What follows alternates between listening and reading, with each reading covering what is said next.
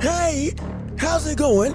Ladies and gentlemen, boys and girls, hello and welcome to the hottest show on all the globe, the Welch Report with me, Jean-Luc Welch. Make some noise, clap it up, get excited wherever you are. We are back with another action-packed show for you today, covering the world of sports and beyond. I gotta remember, I gotta turn that music down a little bit when I start talking, because doggone it be getting loud. But we still getting excited, we still be getting hyped up, we still got all the energy, because we got so much to discuss today in the world of sports. We gotta break down the world of Canelo versus Crawford, more particularly as we are now in the road to the biggest show on earth. We got some new details on where that fight's gonna be, when that fight's gonna be, and also some dialogue on exactly how that fight is going to go. Also, we have to talk about the NBA playoffs with we got teams going to Cancun officially. Yes, sir. Somebody's taking a trip on that old rocky shore in the offseason because they haven't bounced out the playoffs in the Golden State Warriors. Hey, for some people, we cheering. Get him out of here. Get their butt out of here. All of them, Draymond, Steph, Jimmy, get them all gone. Some people are happy. Some people are upset. We're going to talk about that and how they lost, and as well what this means for this team going forward. And with the Timberwolves, hey, on the doorstep to a potential finals appearance. Ooh, it's getting rocky up in here out in the Western Conference. We got a whole bunch we talk about with that, as well as we have some top 10 pound for pound conversations that we need to have in the lightweight rankings. Had some stuff that shifted or changed, at least per the Ring magazine. Also, we have to talk about honestly, we got a bunch of, we talk about Bill Haney and Ryan Garcia, that the rematch that now seems to be, per Bill Haney, set to actually happen. It's a lot. It's a lot that we have to discuss in a short amount of time. And again, don't forget, at the end of the show, we can have the championship rounds where you make the show your own. Once you hear this sound, after we go through the show, hey, it's your time to work, it's your time to sign. You'll see this banner pop up, and you can make sure you want to talk about whatever you want to talk about. Sports, basketball, football, boxing, movies, video games, don't matter. I'm up for it. And if I can talk about it, hey, I'll talk about it. Absolutely. Oh, and if you would, since you're here, leave a like on the stream. If you're watching on YouTube, comment your thoughts and opinions like we got right here with Al Booger. What's good with you? How you doing, man? Appreciate you coming up on the show yet again. We appreciate your time and energy. Please leave a like on the stream. And also, share the show with everybody that you know so we can keep on building up this empire together of a community that we're having. I almost forgot to acknowledge we are at 1,800 subscribers. Great day in the morning. Shoot, that Inoue video that I posted like 2 months ago, doggone blew up. And everybody all of a sudden started liking what we got here. If you want to talk about Inoue on this show, we can have that time too. Absolutely. And what I say, like the video or like the stream, subscribe to the channel, share the show with everybody you know, and listen to us on every podcasting platform. That's almost I forgot. We're available on podcasts after these shows are here on YouTube. So you can listen to us on Spotify, on Apple Podcasts, or wherever you listen to podcasts. And if we're not there, tell us. We will get there absolutely. But with all that being said, we have a jam-packed show for you today. We got stuff to talk about, and we got to first talk about boxing first and foremost. Since we're talking about the world of boxing, it's time to step into the ring. Yeah, buddy. That's right. Ring the bell. Let's get it started. Round one of this show going underway as we have to discuss for the first topic. We will get into Canelo versus Crawford in a little bit, but right now we got to talk about some ruminations of confirmations that we have in the world of boxing as the rematch with Tank and Roach has now been officially confirmed. That is right, ladies and gentlemen. It's here. It's time. We're back and we are all very much excited to see how this is going to pan out when we look at truly what has been a very interesting couple of months since the fight that was ruled a draw. A lot of people think, myself included, that he lost that fight in terms of Gervonta Tank Davis, but that's, again, it's not neither here nor there. It is something substantial. Absolutely. However, even with that being the case, we are still all on pins and needles trying to see what the outcome of this fight is going to be. But we have a date. We officially have a date, and it's going to be confirmed to be, hold on, let me pull it up, August 16th. That's right. Get your calendars ready, get your food ready, have yourself prepared. Because on August 16th, it's time. It's popping. We're ready and we're willing to see one of the biggest stars in the sport in Tank Davis, Gervonta Tank Davis, formerly undefeated. Now, well, it's still undefeated, but with a blemish of a draw on his resume. Now, in the midst of looking to get his get back, looking to get his revenge. And if you don't believe me, as some people may be skeptical of just a random brother on YouTube going and talking about the news, let me pull up the old. Hold on. Wait a minute. There we go. There we go. Yeah, let me pull up the old picture-in-picture to give you some proof. Hey, as you can see right here, Gervonta Davis versus Roach lightweight title rematch will take place August 16th in Las Vegas, Nevada. Ooh-wee.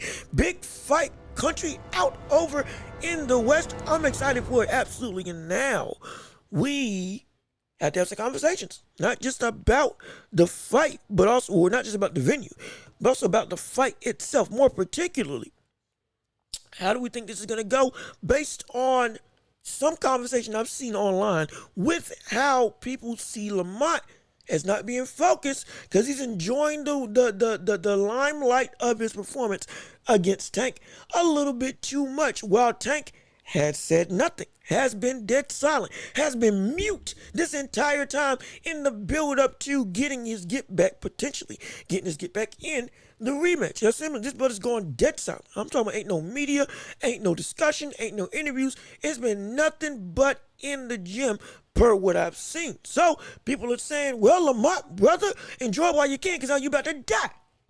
You about to get you about to be a victim in the ring. That's what we're seeing. But that's what's being talked about.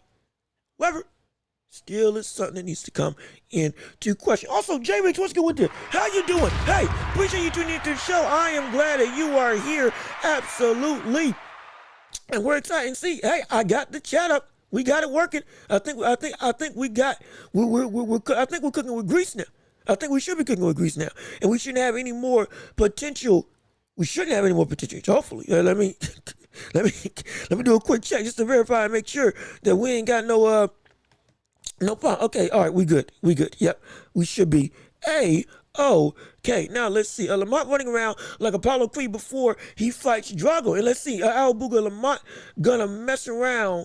Is that it? Yeah, Lamont gonna mess around and get knocked out. I hope he's not losing focus. See, I'm not crazy. This is a real concern.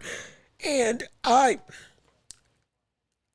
see, I don't know how, I'm scared to be like, oh, I want to buy into it because, oh, he's partying too much. He's out and about doing, this, that, and the third.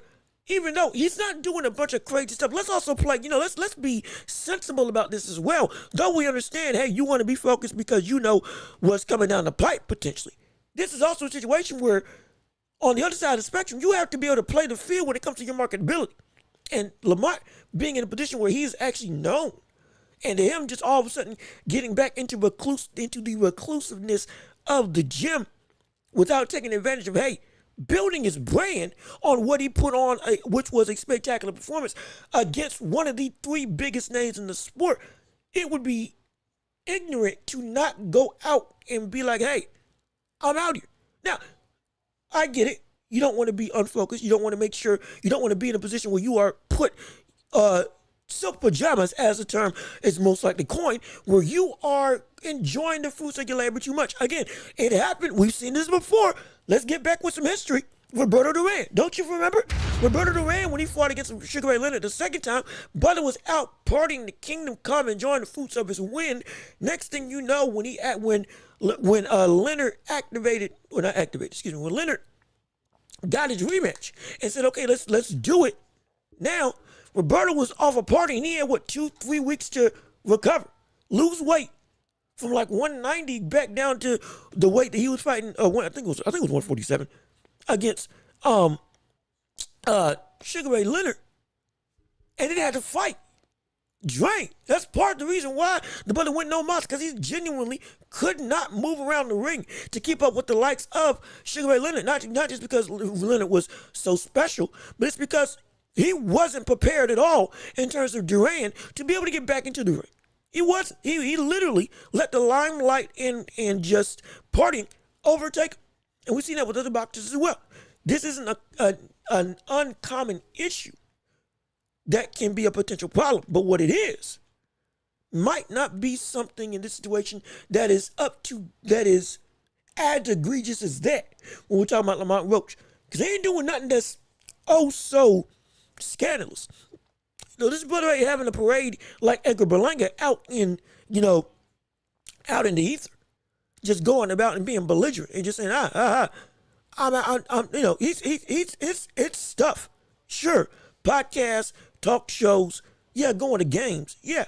But it ain't nothing that it's like, oh, I'm scared that he ain't focused on the task at hand. Mind you, the fight just now got like set in stone. So, and I don't doubt that he hasn't been still in the gym working. And so I would be the one to at least pump the brakes just a tad bit when we look at the concerns of having somebody being unfocused in the limelight of their newfound fame. Because from this point on, now if we see some stuff go awry, we now have some problems. Now we can say we got some questions. Now we can say, hey, brother, what you doing? Where's the discipline? Where's the genuine fervor that you need going against one of the biggest names in the sport? But again, just my humble opinion. But let me see what you all have to say. Again, and now, J Riggs, I see your comment, and I love it. For some odd reason, you are the only brother that I cannot click on when it comes to these chats. It is a consistent thing. I don't know why. I'ma still read them. I don't get it. I don't understand it. I can click on Al Booga. I can click on whoever else in the world wants to join on this chat. You're the only person that for some odd reason I can't click on to bring up on this thing. I don't know. I haven't banned you. I ain't done nothing. So excuse me. I'm not trying to just put you out. I'm not. Please don't take it that way. Just know I'm reading everything that you're seeing, and I'm clicking on it to bring it up on the screen. It's not working, but only for you. And I have no clue why. But again, we still gonna rock. But I apologize. But we still gonna give you your just due. Let me see what you have to say. Lamont running around. Yeah, Lamont ran like Apollo Creed. Read that already. While taking silent like Drago before this. Now, granted, Drago was on drugs. He was training. Yes, but he was doing the Ryan Garcia treatment. Hey, ain't that right? Oh yeah, that brother was staring up the kingdom come. No wonder he killed that brother in the ring. He was literally punching out of his mind in that fight. But then again, that is the same stretch. That is the same stench after Tank becoming humble. Oh wait, hold on. Am I reading that? Wait. Well, Tank is silent like Drago before the storm. But then again, that is the same stench after Tank became humble. Nobody had a party like Ruiz from 143 natural fight weight to partying with Mexican president and became 295. Yep, that did happen as well. That was one of the prime examples of losing focus. This happens after you told me to buy a new phone and now I can't get any more. I can't get on anymore. I told you. Look. Okay, look, okay.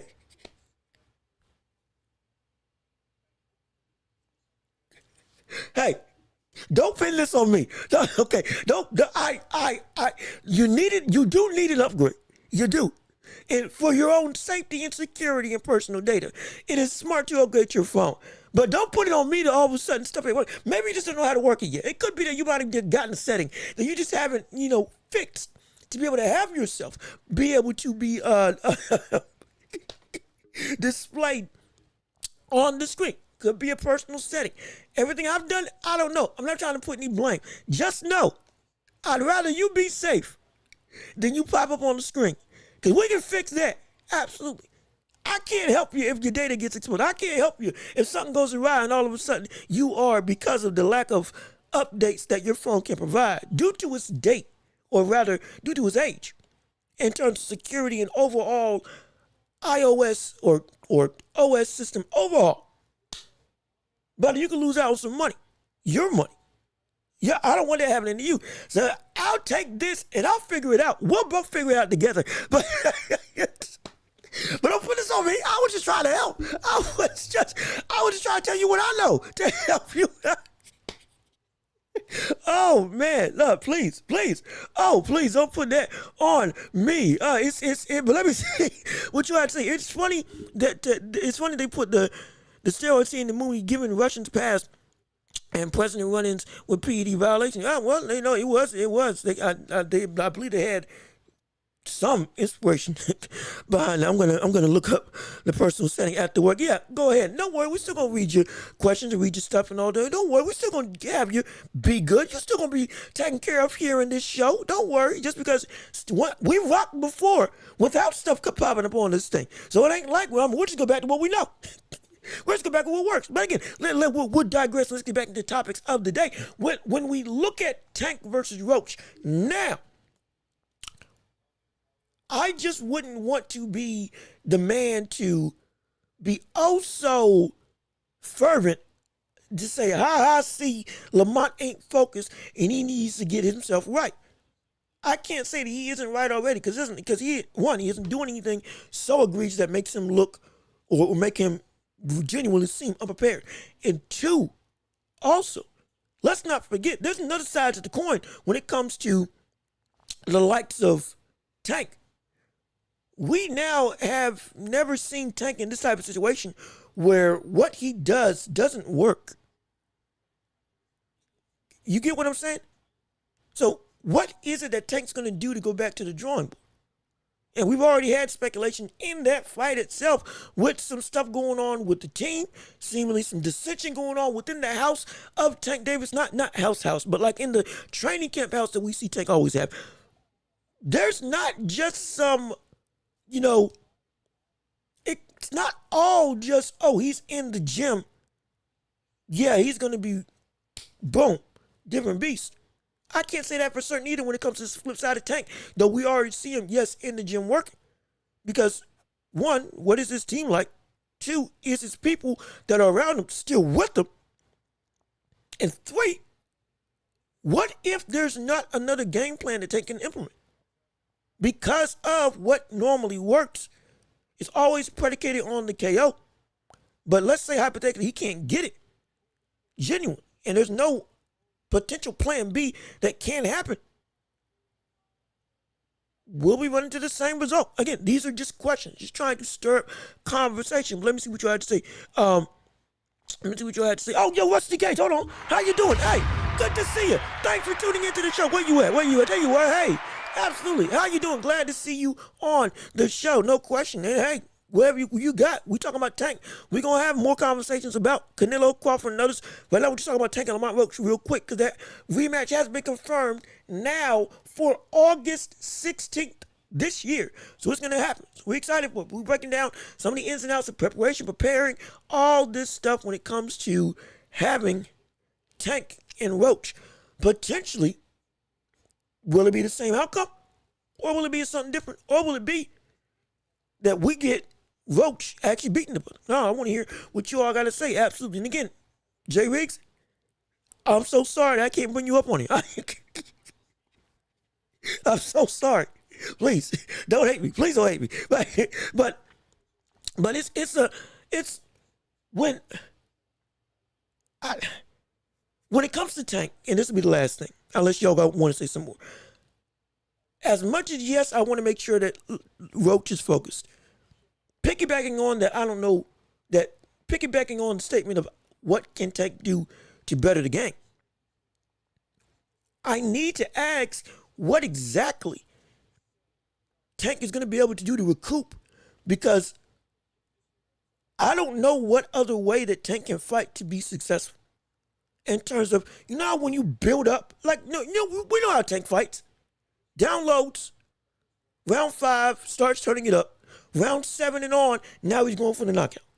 He will willingly lose rounds to get the game plan and then implement it in the next second half of the fight. To go and always get the KO or dominate the fight to the point that, okay, yeah, it's clean. He's going to take it. However, when we look at now with this fight with Roach, that same game plan didn't work. It didn't work. And it wasn't like, it wasn't like Tank wasn't hitting Roach.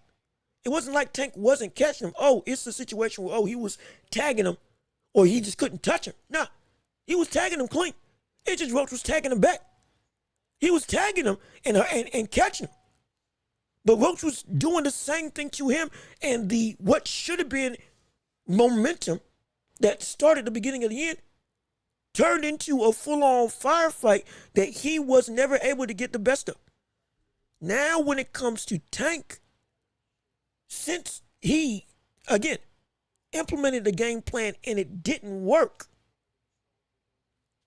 it's not like I don't know how he's going to fight differently from the standpoint of getting the job done without the same ramping up in the later rounds.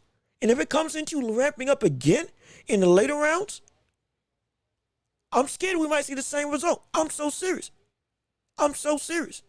Because, again, Roach got a game plan to beat Tank. Build with him instead of fighting against him. You get what I'm saying? Build your offense with his offense rather than you showing too many of your cards or being too timid to do anything at all. And once he gets to 10, now you get to 10. And then, now you go and you work. Also, Justin Kemp, gosh, I ain't miss you. Yo, what's good with this? How you doing? Appreciate you coming in on the show. Glad that you're here. Glad that you're showing up. And hey, hopefully you stay around. We got a whole bunch that we talking about right now, but let me see what, Jay Riggs. Tank was actually fighting like a bully. Like a bully reacts once the kid takes his best punch. So he's fighting with caution, with a bit of fear of getting returned, plus punching off balance. You see, now with Tank, it's not just Roach that has to worry about, Tank's going to get it back. Tank's got to worry about, it didn't work. I couldn't knock him out, nor could I outbox this man. Let's not forget that. It's not just a situation where, Tank couldn't KO him. Tank couldn't beat him. Tank could not outbox him. Tank could not, with his IQ and technical ability, he could not beat him. He couldn't. That's not me. Watch the fight. He couldn't. It's not just about power. It's about everything that Tank is as a fighter. He couldn't beat him. And so since that's the case, now when you go back to the drawing board, it's not just, he can take my punches and now I don't know what to do. I couldn't beat this man boxing-wise. He was getting the better of me in my own exchanges, in my domain. When it turns into a dominating fight, like J. Rick said best, Bully got bullied. And Bully more so than the Bully got bullied, the Bully got beaten at his own game. When it came to in the pocket, taking and landing punches, countering between shots, being able to walk down his opponent, being able to keep the pressure on and force this fight not just into the later rounds, but also to take over, it was Lamont that was doing it. It wasn't Tank. He didn't have control. It's more than just about power, it's about control. Tank didn't have that. And so now when he goes back to the drawing board, it wasn't like Tank didn't see, this game plan is the way to victory. Because if it wasn't, he wouldn't have implemented it. But it didn't work. So that was the best shot that Tank saw as the game plan to beat the likes of Lamont Roach. And it didn't work. Now, I don't know what he can improve on. Or rather, I don't know from the standpoint of I genuinely don't know of what can be done to go and elevate this level of performance. Because as we know with Tank, it's always the best course of action after he dissects everything about you. So if this is what you dissected out of Lamont Roach, and this was the best course of action you could have taken, I'm sitting here thinking, well, shoot, what's he gonna do to up it if this was his best path to winning and he didn't win? Based on the reputation that we know Tank has not almost every single time he gets out into the ring. It is a well thought out process that he takes to going and getting the knockout. It's not just about just Deontay Wilder, sheer power, boom, boom, just flailing and swinging. In some cases, hoping and praying. It ain't like that. It's a cold, calculated level of thinking. IQ driven, footwork led, ring generalship dictated type of action and thought process that goes into the game plan in the ring to make his winning assured. To make sure the punch always lands. Now it didn't work. Tank has to sit with that. Tank has to sit with it. It's not just about, oh, I didn't get the knockout. I couldn't outthink my guy. Everybody I've said who isn't on my level as a boxer, now I just got matched.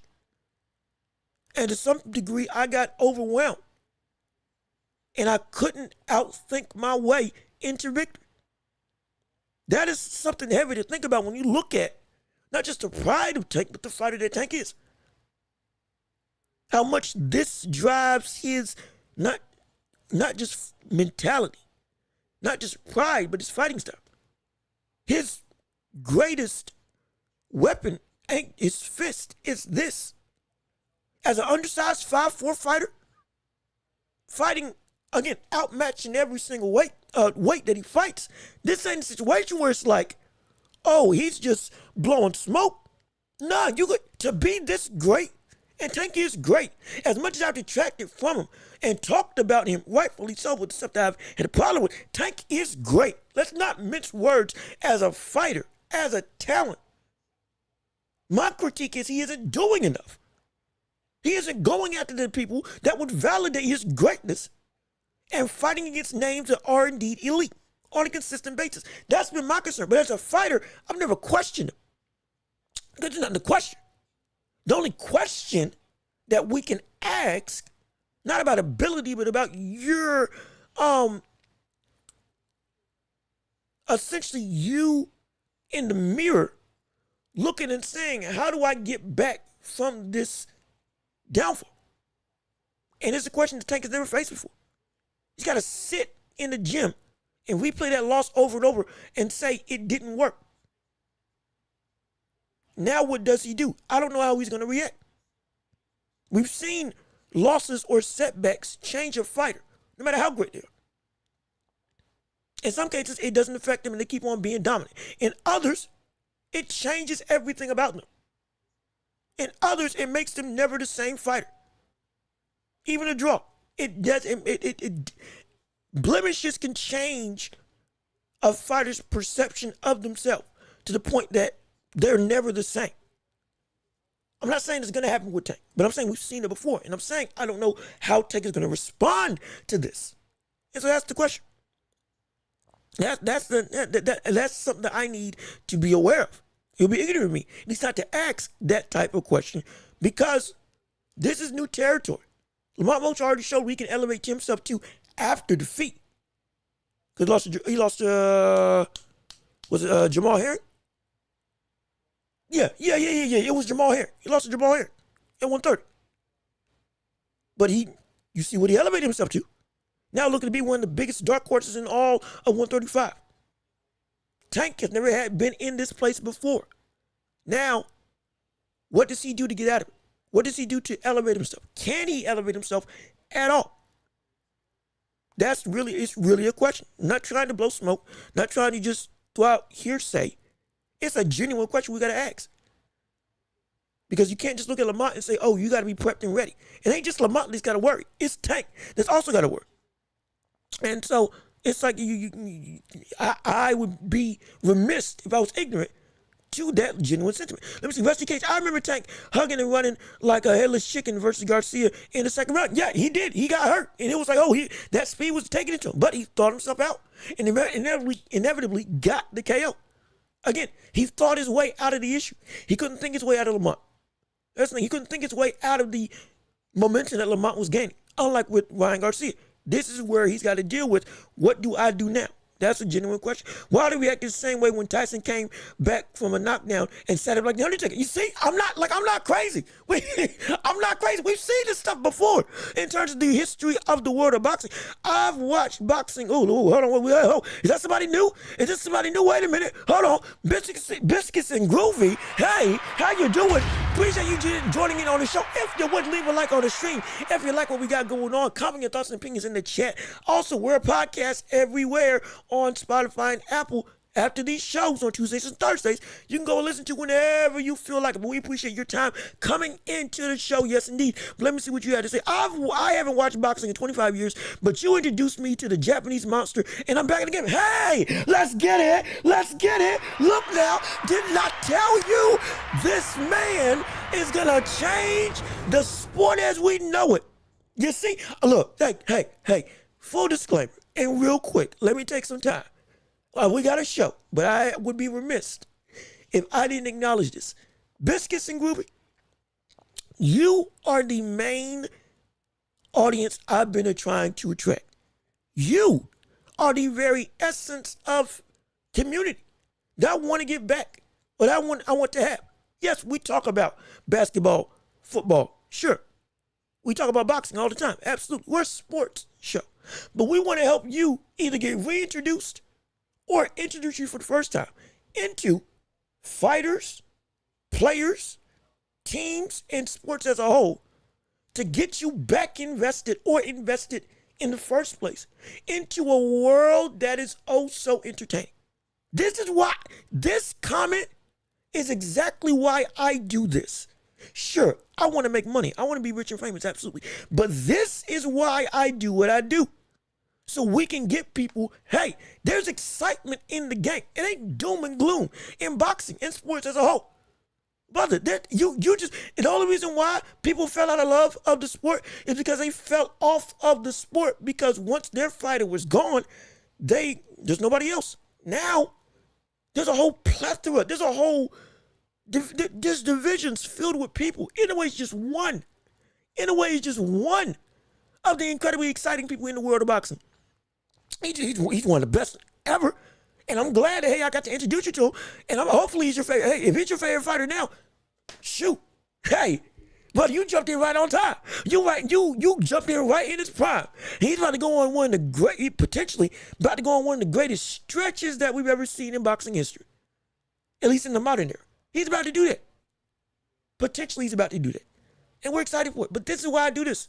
Expose you to new people. Expose you to the sport, the culture, the fandom, the debates, the conversations, but not in hate, brother. We just want to. This is in fun, in love, in support, and to help you learn. I love it. I love it. This is exactly why I do this. And thank you so much. This comment means the world to me, and I'm so glad that you're back in the game, and hopefully you stay with us. But if you in the game now, just stay with this community, and I guarantee you, we're gonna make you into a super fan. We're gonna make you shoot. You're gonna be talking boxing and sports every which way. You're gonna be informed. You're gonna learn, and you're gonna teach me something too, potentially. I'm excited for it. We all gonna build together, and I'm so glad that you are a part of it. This comment is exactly why I do this for you all. It ain't just for the hardcore. It's for anybody to come through. Whether you're out of love or in love, you can find something that can latch you back on into the sport. There's always something. There's always something. There's always something. You just got to be willing to have an open ear And I'm so happy that you did. And I'm so happy that you joined this community. And I have to bring it back into the game. Hey, we got one. Oh, yes, indeed. We got one. Absolutely. And we're so excited for also, yo, Trey, how you doing? Appreciate you tuning into the show. Glad that you're back. Let me see what you got to say. Tank, not great. Now, Now, Tank as a fighter is great. His resume is not great. We want his resume to match his talent. And when that happens, truly then he will be great. But he is great as a fighter. But as a legacy, he's not. Completely agree with you there. I completely agree with you on that front. But let me see. Al Booker, right? A lot of questions right now. Yes, there are. He's trying to retire. Let's see, yo, Trey. He's trying to retire everybody. Also moves up to fight more fighters. He want to retire. He does. Now, he did say after Lamont, now he's got more than 3 fights in him. He said that. So now he's seemingly back in the game. Now he seemingly genuinely wants to stay because that fight with Roach pulled something out of him to now want to be more fervent in his willingness to actually attempt to achieve something. Attempt to push the envelope. Again, his words, not mine. Everything I'm saying is all what he has said, not me. And so, retirement is still on the decks. Absolutely. It's still on the docket. It just now, it's no longer the end of this year, per Tank's words. So, that's great, and I'm excited for it. Absolutely. But let me see. More people. We got a lot of people talking. Let me see. Albuga, somebody said something. Here we go. I feel like Tank gonna come in focus. He said his biggest fear is getting beat because he would be embarrassed. Well, he's been embarrassed. Now let's see what he does. And you're right. You're absolutely right. That is his biggest fear. And he's been embarrassed. And now, again, we could see Tank all of a sudden elevate, turn into something great. Bing, bang, boom. Now he's chasing greatness. Everything that we expect to happen, happens with Tank, potentially. But at the same time, this isn't necessary. He's been embarrassed, but he ain't been beat. You see what I'm saying? He's in limbo. This is the closest he's ever been to an actual loss on his resume in his professional career. This is the closest he's ever been to a genuine, no longer unbeaten. Yes, people can have draws, but you never got beat. This man has had a draw. Many people felt that he lost. He got clowned. He got made fun of. Absolutely. He had what came to him because of how the boxing world works. People gonna snicker and laugh, sure. But he's never been beat. Officially. He's tasted death, but he escaped it. That's what we're talking about when it comes to his career. Now, because of that near-death experience that he's had with his undefeated record, in terms of having an official loss, what does that do to a fighter? Does that change him for the worse or does that change him for the better? When you've nearly been in a wreck, when you've had a life or death experience, for some people, it makes them change and elevate. And for others, they turn into a product of their fear, PTSD, trauma. They're never the same after that. They don't even want to sniff that same scenario again because of what they went through and just the fear of it could be the actual last time. And so we don't know which way it can go. Somebody almost drowning, either they learn to swim or they never swim again. Either they get adapted to the water or they become fearful of the water. This is what we're looking at when it comes to Tank. He's in that almost purgatory-like state, limbo. He's in the in-between. You still ain't got a loss, but you got beat by the most of the public. You got embarrassed, but you still are somewhat retained. Now, what is it that you're going to do next time you fall into, yo, this brother might have my number?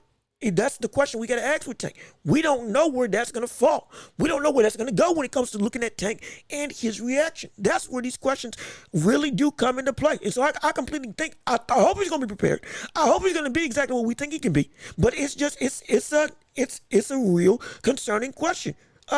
It's a real good time. Also, Sergey, what's good with you? How you doing? Hey, appreciate you turning in on the show. Glad that you're here. Thanks for coming back. We got the chats working. Hey. Yes, indeed. They've been working all show now. I figured it out. I got to pop out the chat on my thing, and now we good to go. But yeah, we here. But let me see. Somebody, J Riggs had something to say real quick. I hope also, I hope so. Just like boxing needs while to come back from knockouts, I hate to say that, but the same goes to Tank. We need knockouts because I got to see Keyshawn or Shakur get knocked out. But I think now, see, I would love to see that fight. Now, again, we've already covered, well, actually, no, we covered that with Shakur and Keyshawn. They'll never fight each other. But Keyshawn and Tank, I've always wanted to see that fight. Shakur versus Tank had been needed to happen for the longest time. I do need to see that. Regardless of whether or not he wins or loses against somebody Roach, it would be better if he won and then brought that win into one of those two fights. But either way, after the Lamont Roach fight, there's no backtracking. Let's not forget that. After Lamont, there's no more backtracking. When we look at Tank and his career, he can't go back anymore. He can't backpedal into a Jake Paul fight. He can't backpedal into fighting another fighter at 130. He can't. He can't. It's got to be titles or bust. It has to be. That is the corner that he has put himself in. It don't matter that he's one of the biggest names. It don't matter. It's like with Benavidez, or excuse me, just like with Benavidez and Canelo, that's the fight that we want, and we're going to hold Canelo to it. The kingdom come until it happens. Tank, same way. There's no excuse. There isn't an excuse after Lamont, win, lose, or draw, that you don't go and fight the best of the best. Because now you have to prove yourself. Because you've already been, quote unquote, pseudo-exposed when going against Lamont. And so you got something to prove. You do. You genuinely got something to prove. But let me see. Booker, I'm not sure. I'm not sure Tank beats, let alone knocks out either one of them. Let's see. Ooh. That's not, hey now. Hey, that ain't too far off base. Especially Shakur. Because I think I'm starting to question whether Tank can catch Shakur. I really am. And it's not because I'm devaluing Tank's ability. It's because what I'm seeing from Shakur, the more I've been able to watch him, I'm starting to understand, man, we can call this brother boring. We really can. But he can fight in the pocket, genuinely. That's one of his best attributes. Like he did against Hart Jr., like he did against Yoshino, like he did against Oscar Valdez, Jamal Herring. The last couple has been because of injury. He did it against Josh Padley.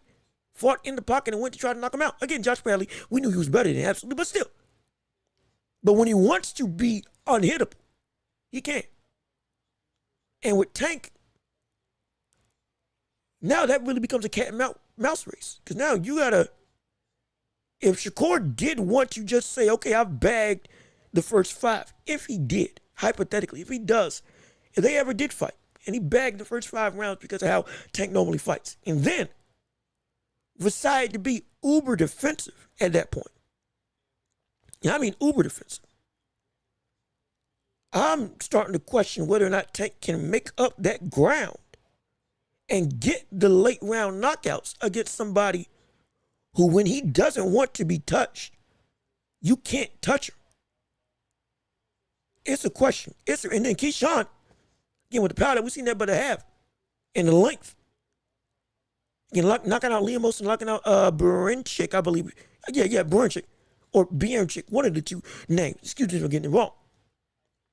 But if he gets in the pocket with him, like he did against Roach, and we see Keyshawn have a same level of chin to be able to take some of the stuff and punch with him and counter him and tag him in the pocket, and he's got more power than Roach, now that's a problem. And Keyshawn's a big kid too. So it's not out the question that this statement, that it ain't too far-fetched. It ain't out of the question. No. Let's see. Knockouts. Let's see. Business and Groovy. Knockouts. Hold on. There we go. Knockout loss a cut. These test the fighter's mind and heart. How they come back from any of those shows us the fighter. Yes, you are absolutely right. It's not about the failures. It's about the the recuperation, the recovery, the adaptation. It's never been a bad thing that a fighter loses. We've preached that on the show multiple times. It's never a bad thing that a fighter loses. The only bad thing is if the fighter can't adapt or they lose themselves in that loss. That's when things get bad. That's when things become dire. That's when that's when a fighter shows, oh, he's not built for this. That's when it becomes a problem. But we don't harp on the failure if there is a failure. Even in failure, there is success. We don't harp on the losses or the struggles. We harp on what that showed about the fighter and how they can improve or where they can dig deep at. It's not bad. It's never bad. This shows character. It helps peel away the layers of what a fighter is to turn them into the flower that we know they can be. Because again, this is a dance of beautiful violence. Every boxing match, every fight is a waltz. Every fight is a waltz, and every punch is a new step in the game. And each fighter is their own rose that can bloom differently, depending on how they choose to evolve or how great they are. And there's beauty in everything. That's why everybody's important to this sport. And they all make a bouquet of talent that makes it so that each person can smell a different scent. But they all culminate into one big visual spectacle. That is this game. But it's all because they all develop differently. They all grow differently because they all go through different stuff. Because they all are tested. And they got scars. Every petal ain't polished. Every stem ain't straight. Every thorn, some cases is bigger than others, some cases smaller than others. Some are shorter, some are taller. It don't matter. It's the beauty in the canvas. That's what boxing is. It's beauty in the canvas. And this is why we never lament somebody losing. We critique, sure. It's the job. But there's a difference in critique and hate. There's a difference in critique and disdain. There's a difference in being contextual versus just being hot take minded or outright ignorant of the greater picture that's being painted in the landscape of the sport. So yeah, you need this. You absolutely do. Tank should have been embarrassed a long time ago since we seen him hugging. See, I'm not even touching that. He's on trial, so I ain't even touching that. I'll tell you this: if something does come out, even more so, with some of these boxers now that were around, hey, my hands are off. I ain't got nothing to do with that. That's all that hey, I know where to pick my fights. That ain't one of them. I ain't touching that. I ain't touching that. I tell you what. It's time to clinch. I'm clinching. Ref, do something. Ref, help. Hey, help. Get me out of here. When is the round over? What round is it? When's this fighting? I ain't touching that. I ain't touching that. I tell you, oh man, oh that's funny. That's funny. That is funny. But let me see. Depends on if he gets his hands right. Turn to Shakur Stevenson. That's a good fight, and I would take Shakur. That's a good fight, and I would take Shakur. Hands bad, then Tank by decision. That's okay. That is a big part of how this. Yeah, that's a big part. That's a big part of the story. That's a big part against Zepeda. That's a big part of Shakur against Zepeda. Let's not forget that Shakur facing off against Zepeda. He could lose that fight too because of his hand injuries. Oh, it's a genuine concern that we all have when it comes to looking at Shakur. And though his talent is great, it is the concern of consistency because of the hands that can potentially debilitate him while he's doing good work. And so it's more than, this goes beyond just Tank. But this is his next fight. He's got to make it to Tank. Let's not forget. He's got to make it to Tank to get that fight. And if his hands can't hold up, brother, that can be bad. That can be really bad. Keyshawn could get stopped, though. He likes to throw counters, and he'll initiate the action. Not a good recipe for a guy like Tank. We say that, but if Lamont Roach can do it, it's hard for me not to imagine a world where Keyshawn can't either, and potentially even better, because he got even better advantages than Lamont Roach. That's where the thing comes into play. If Lamont's got a chin I didn't expect, so that's another thing. Keyshawn and his chin, is it going to hold up the same way that Lamont? Don't know, but I do know in terms of the game plan, Keyshawn can do what Lamont did. He can do it better. In my estimation, he can do it better because I think he's a better fighter.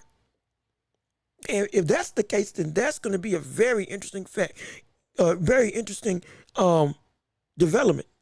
When that, because it's not if, it's when that fight does indeed take place, because it's got to happen at this point. Absolutely, it has to. But hold on, let me see. We got a lot of people commenting. I don't want to leave anybody out. Let me hurry up and move some of this stuff out the way so we can keep on going through the show. I don't want to. I want to get everybody, but also we got to make sure that I'm in line with what's going on. Hold on. Let me see. He did not lose. Lamont Roach was cheated. He did not lose. He did lose. Lamont was cheated by the referee. And again, I said that he lost. I thought he lost that fight. Officially, he did. But I feel he lost that fight. Absolutely did. And the ref called it right. Like you said, yep, he would have lost. Absolutely. But again, going off the official record, that's for the sake of the argument that we're having now. That's why I went the way that I went. But no, I feel he lost that fight. Absolutely, I feel that he lost that fight. J Riggs said something. Controversy sells? Yes, it does, J Riggs. You ain't wrong. Riggs, it was him too. You don't remember. See that too. Nope, not touching it. Not touching that. No, sir. The fight was just correctly. He lost by the rules. Yes, you absolutely right. We talked about that fight a while ago. If it was judged rightly, he would have lost by a knock. He should have been disqualified. Also because of him getting helped by his corner when not authorized by the referee objectively. So, yeah, it should have been. He ain't getting away with that again. I'll tell you that. In this fight, he ain't getting away with that again. If he does, that speaks to a bigger problem. But my goodness. It's embarrassed to lose sounds like a child's mentality. Now, it's not, because you have to understand, though we know this game, it is still, it's still a cutthroat game because it's unforgiving, not just by the sport, but by the fans. Let's not forget, we saw what happened with Ryan when he got knocked out by Tank. You saw what he did with Tyson Fury. You saw what he did to Anthony Joshua when he got knocked out. Manny Pacquiao.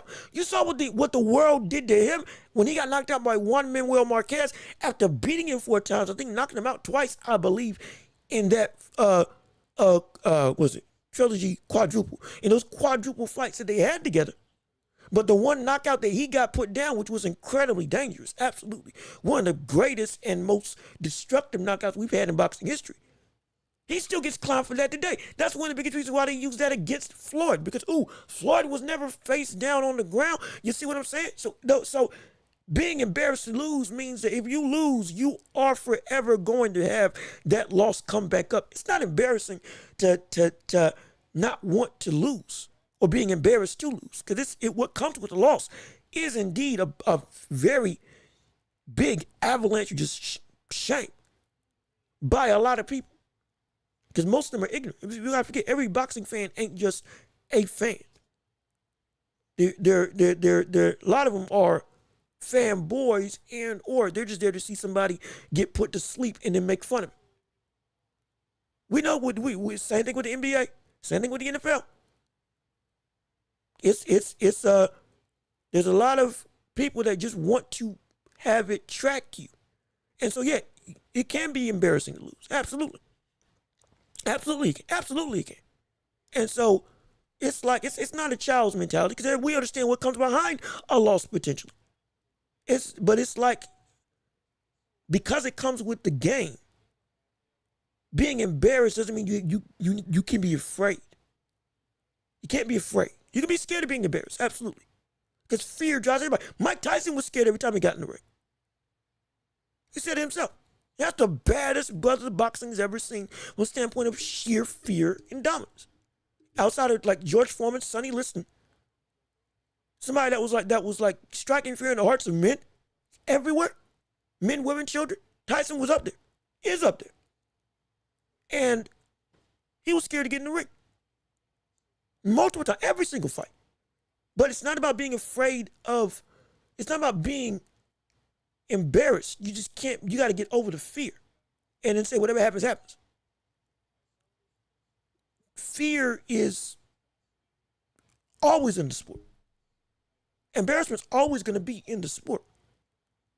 But you can't be afraid of what that faces. And you have to power through it.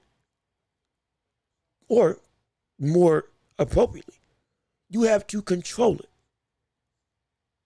That's what we want to see Tank do going against these other people. You don't want to be embarrassed. I get it. Control that fear of embarrassment and do what you got to do.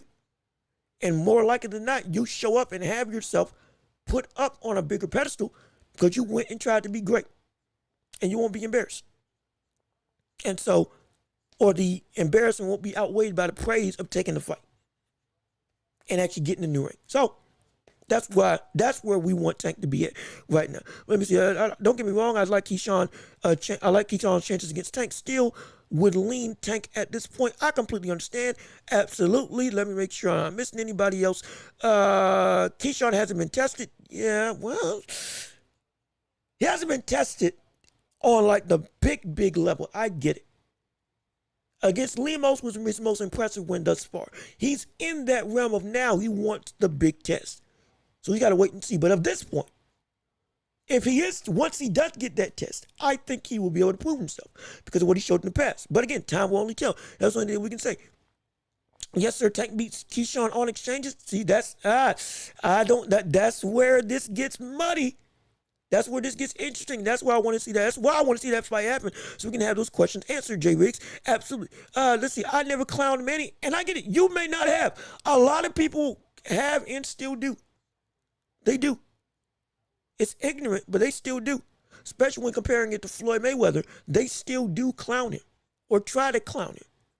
It's ignorant. It's stupid. Again, part of the quote-unquote embarrassment. But because he took that fight, what happened? But it didn't detract from everything that he did. If anything, after that knockout, still coming back, becoming champion, and beating the likes of Adrian Broner and Keith Thurman later on in life afterwards, being a dominant fighter, even after that diabolical knockout, only adds to the resume and legacy, which is good, which is great, which is why we love it. But let me see. That type of behavior comes from a certain section of the community. It does, and that's what Tank knows. Again, it just because something isn't all big and in front of your face, from the standpoint of it's only coming from a small sect of people, doesn't mean that sect isn't loud, and for some people it can get to them. That's what Tank sees. That's what Tank is facing. That's also what a lot of Tank's fan base, with all due respect, does to a lot of other fighters. A lot of that small sections of fandom, many of them, not all, but many, are a part of that Tank boy, fanboy type mentality. That for every other fighter, you suck. Every loss, even every win that isn't a knockout or something uber impressive, you ain't nothing but trash. And so he doesn't want that put back on him also. Again, fear. What you do to others, when you get it done to yourself, now, it's a problem. Now again, Tank has showed respect to fighters as well. I'm not saying he's just disrespectful outright, but his fan base, there is a very vocal section of that a lot of people that makes their voice known. And people are waiting to go and throw that back on Tank. Because even though it may not be all of Tank's fans, but it's loud. It's very loud. And they will clown you to kingdom come. Just because. Just because. And so that's why he doesn't want that to happen to him. He doesn't. He really doesn't. Really, he does not. But let me see. We quickly got to go because we got to make sure we get to the likes of Canelo. Gosh, we're already at an hour. My goodness, this is great dialogue, absolutely. But we almost at we're already at an hour. Let me make sure we get this done now. The service that's courage and bravery. That's what courage and bravery is all about. Yep, absolutely. to be fair, Keyshawn's got some good wins. The guys weren't good enough to push him. Yep. See, so again, he hasn't been tested against like the best of the best. But he faced off against good opposition and has come out with flying colors. So we are excited for it. I don't think Edwin can do anything with Keyshawn. Gonna take a higher level to push him. Edwin is gonna test him like we wanted to see Shakur get tested. Shakur, because of the hand injury, couldn't really do what he normally does, showing himself as a fighter, and had to run. Yes, it was still a bad performance. Yes, we still lament it. Yes, we still hate it. Absolutely. But if Keyshawn's fully healthy against Dos Santos, and Dos Santos got pop, real pop, and speed, and can be slick, this is going to be the barometer. This is the good test. This is the testing that we have been asking or wanting to see Keyshawn have.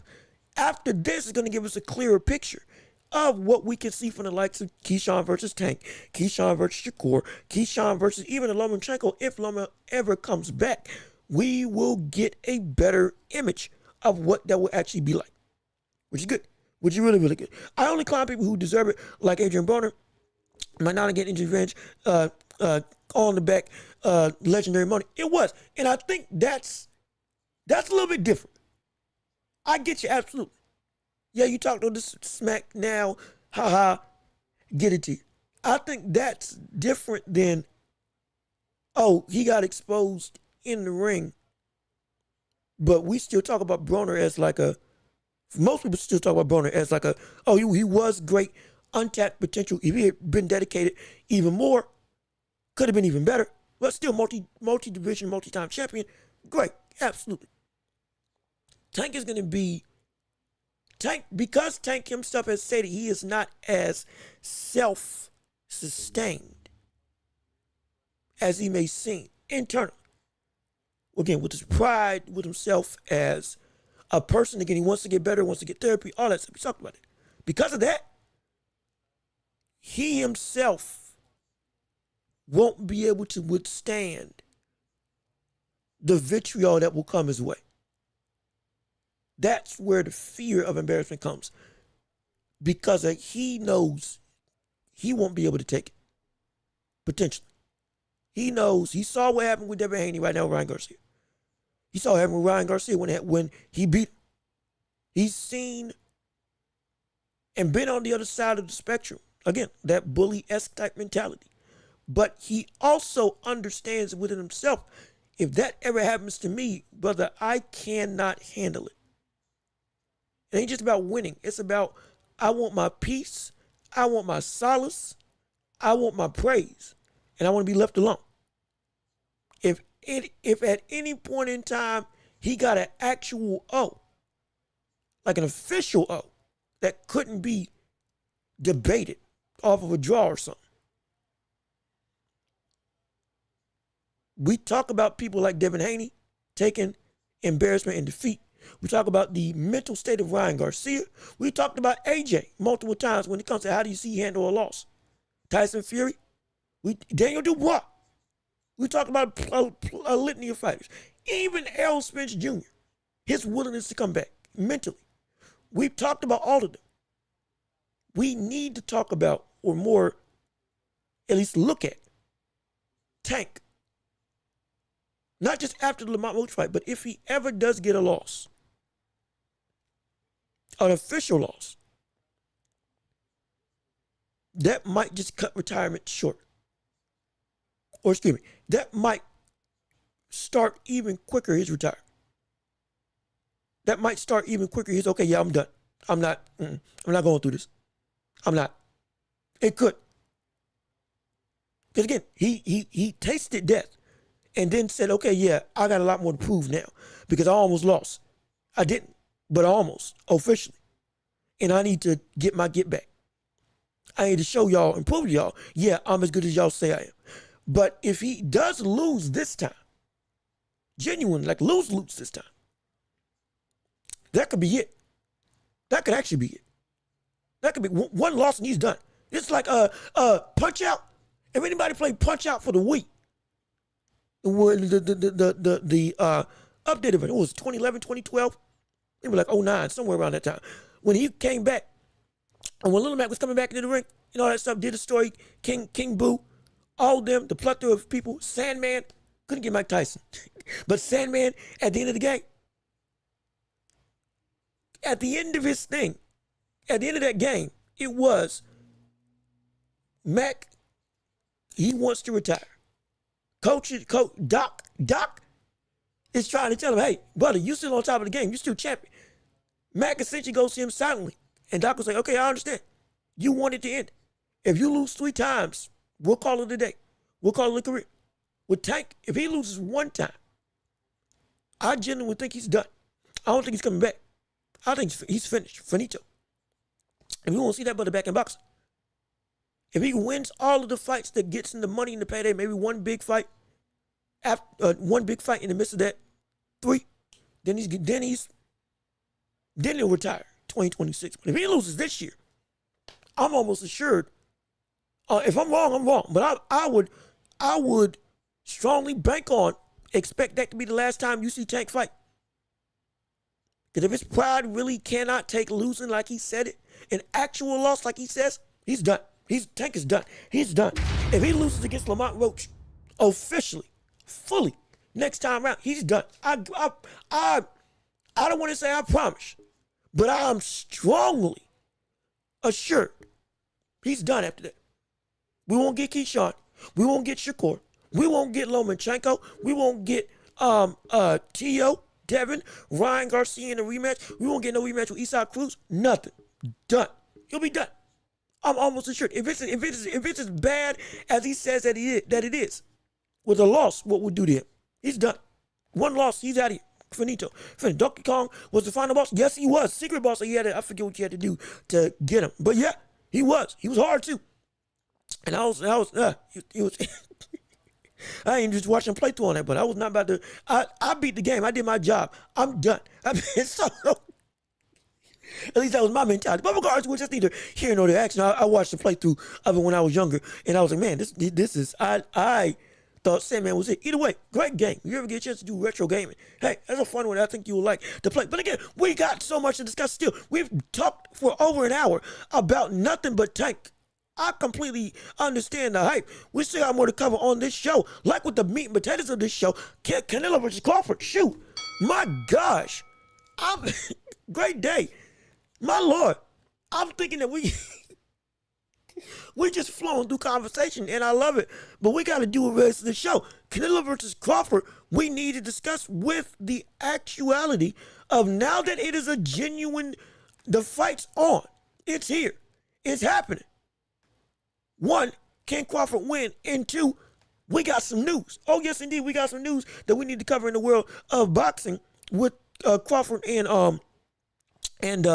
Canelo, because the fight's been rescheduled. Before we get into the whole breakdown of what that fight's going to be like, potentially, the fight's been rescheduled. For those of you all who don't know, it will not take place on a Friday anymore. It's going to take place on a Saturday. That's right. Move the date. Apparently now this is going to be done by the Rematch magazine, not by TKO. So he's pushed Dana White out the picture. He's going to target this himself. Start to turkey out chic. And now we got 3 locations for the Saturday date that's scheduled in September. Las Vegas, Los Angeles, and New York City. That's right, downtown. They did it once, they're going to do it again, this time in the Mecca, in most likely, if they want to really do it big, maybe try to get MetLife Stadium. Who knows? Well, that's in Jersey. Never mind. That's in Jersey. Do it in Madison Square Garden. The Mecca, the biggest of big. Maybe do it there. There's a couple of places. Shoot, do it out in the street for real. And have it. If you again, quick sidebar. If you really want to make a spectacle, do it in New York City again. But this time, similar to what there was a stage in Fight Night Round 2 that had this stage. Do it with the backdrop of the big billboard in Madison Square Garden, that big tower, and have just a row of people take up the entire block. I'm talking about like 50,000 people, all on one block, watching the fight and watching the screen. Have it that way. instead of making it so it's just bunched off for maybe a couple hundred, and make it an actual like citywide spectacle. If you really want to make something different, with regards to which, again, just my humble opinion, with regards to which, it's gonna be there on a Saturday. Let me see. I've always said it's always should have been a Saturday. They were bucking with that Friday stuff, and it needs to be in Vegas. Now they had to do it on Friday initially because that's what they had for I think it was Vegas, but it was because it was college football happening on Saturday, and so they couldn't get that date. Now, apparently they trying to get a new venue on Saturday, so they're gonna make it a weekend event, genuinely, which great, phenomenal, stupendous. Can't wait to see it. But that's neither here nor there. Now that we're getting, it needs to be in Vegas. Sure, I'm down for it. Vegas or New York, I'm up for it. Los Angeles, if it happened there, it could be great. It could be great. It could be really great if it happened in Los Angeles. There's a bunch of places it could happen in Los Angeles that would be like a spectacle. But again, I digress. Let me see. MSG Street Fight might not be feasible. A million restrictions in NYC. You're right, but I mean, like they did it, like they do it for the New Year's Rockin' Eve festival, where they line that whole street with just people overflowing. Let's do that for boxing. Again, logistics, don't know, don't care. We're just talking about spectacle. Have it done that way. Then have the big screens all around the city be able to show the fight. And if you want to get in that block, you pay for the tickets. There's a different one for standing, there's one for standing, one for sitting. But regardless of which, you got one. And you get it off and then make it happen. Potentially. Again, that's just me. Because I've seen it done before with bigger events. Or with big events. So, I think it can happen. But again, neither here nor there. That would be dope if they can figure out how to do a street fight. Again, would be dope. Would love it. Absolutely. But again, the biggest conversation now is not that fight is going to be just about to happen. Shakur, Zepeda in Queens. It is in Queens. And they're on a tennis court, I believe. Like the first time. And Hamzat Chavez is also going to be there too. It's going to be in one of the big tennis courts that they have for some of the big majors in the sport. That's going to be interesting. I'm excited to see how that's going to be like. That crowd, the sound's going to be insane because the acoustics in those stadiums is phenomenal. Oh, it's going to echo the Kingdom Come. It's going to sound like 50,000 people. It's going to sound huge when you're there. Oh, don't worry about it looking potentially bad. It won't feel like it. If it's like what I think it's going to be like for how boxing normally does for the raucous crowds for fights, it's gonna feel more than what's actually there.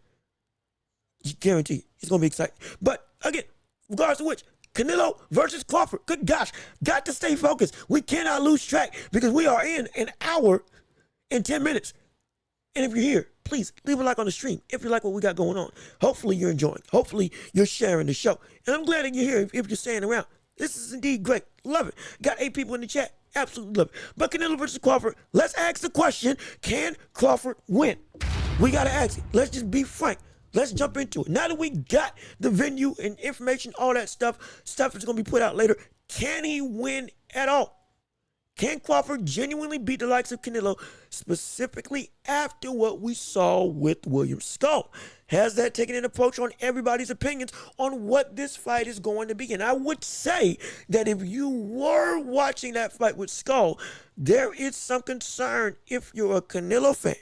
Because now, we have to say, and I'm wholeheartedly agreeing with this, Canelo has lost a step. He has. He's lost a step. He's not the same prime Canelo that we've seen before. I'm not saying he's a scrub or he's a bum. I am not saying that the fight with Skull was entirely his fault because he couldn't cut off the ring. Yes, cutting off the ring is absolutely part of the fighter. But I forget who, but somebody put it out and made a good point. When we say it takes two to tango, if somebody else has genuinely good feet and does not want to engage in the slightest with you as a boxer, even if you are great at cutting off the ring, it's hard. It is really hard to make it, to stop them from constantly being able to move. It really is. If they don't want to engage, and they are content with just running, and they know how to run, it's hard to catch them. It genuinely is. And so to a degree, I'll capitulate. I will. But even with that, Canelo in that fight, even if it's just going through the gears, it still did not look good. Canelo for the past couple years has not looked just like the same Canelo that we've seen before. Yes, it's not the Canelo that we saw against Daniel Jacobs. It's not the Canelo that we saw knock out Billy Joe Saunders. It's not the Canelo that we thought was going to, that went into Bivol. He came out of Bivol a completely different fighter. He came out of that Bivol fight a completely different fighter. And now with this Canelo, there's some concern, if you're a fan watching him, that this brother ain't what he used to be. And he might have lost just enough of a step to give Crawford a real shot at winning. Not to mention, with that fight with William Squall, that gave us some level of, hey, what if Crawford does indeed use his feet like I know he can, and then goes through and is able to outmaneuver Canelo?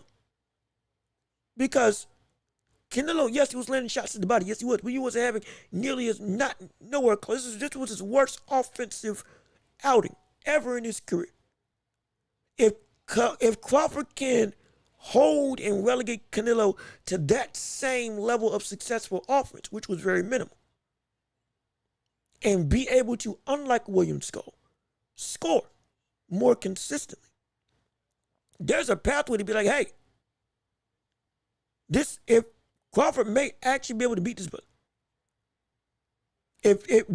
Even if you may want to come up with different types of blueprints because of the fighter that Crawford is, we now know, based on that Squall fight, there is at least one definitive way that we can see this man win.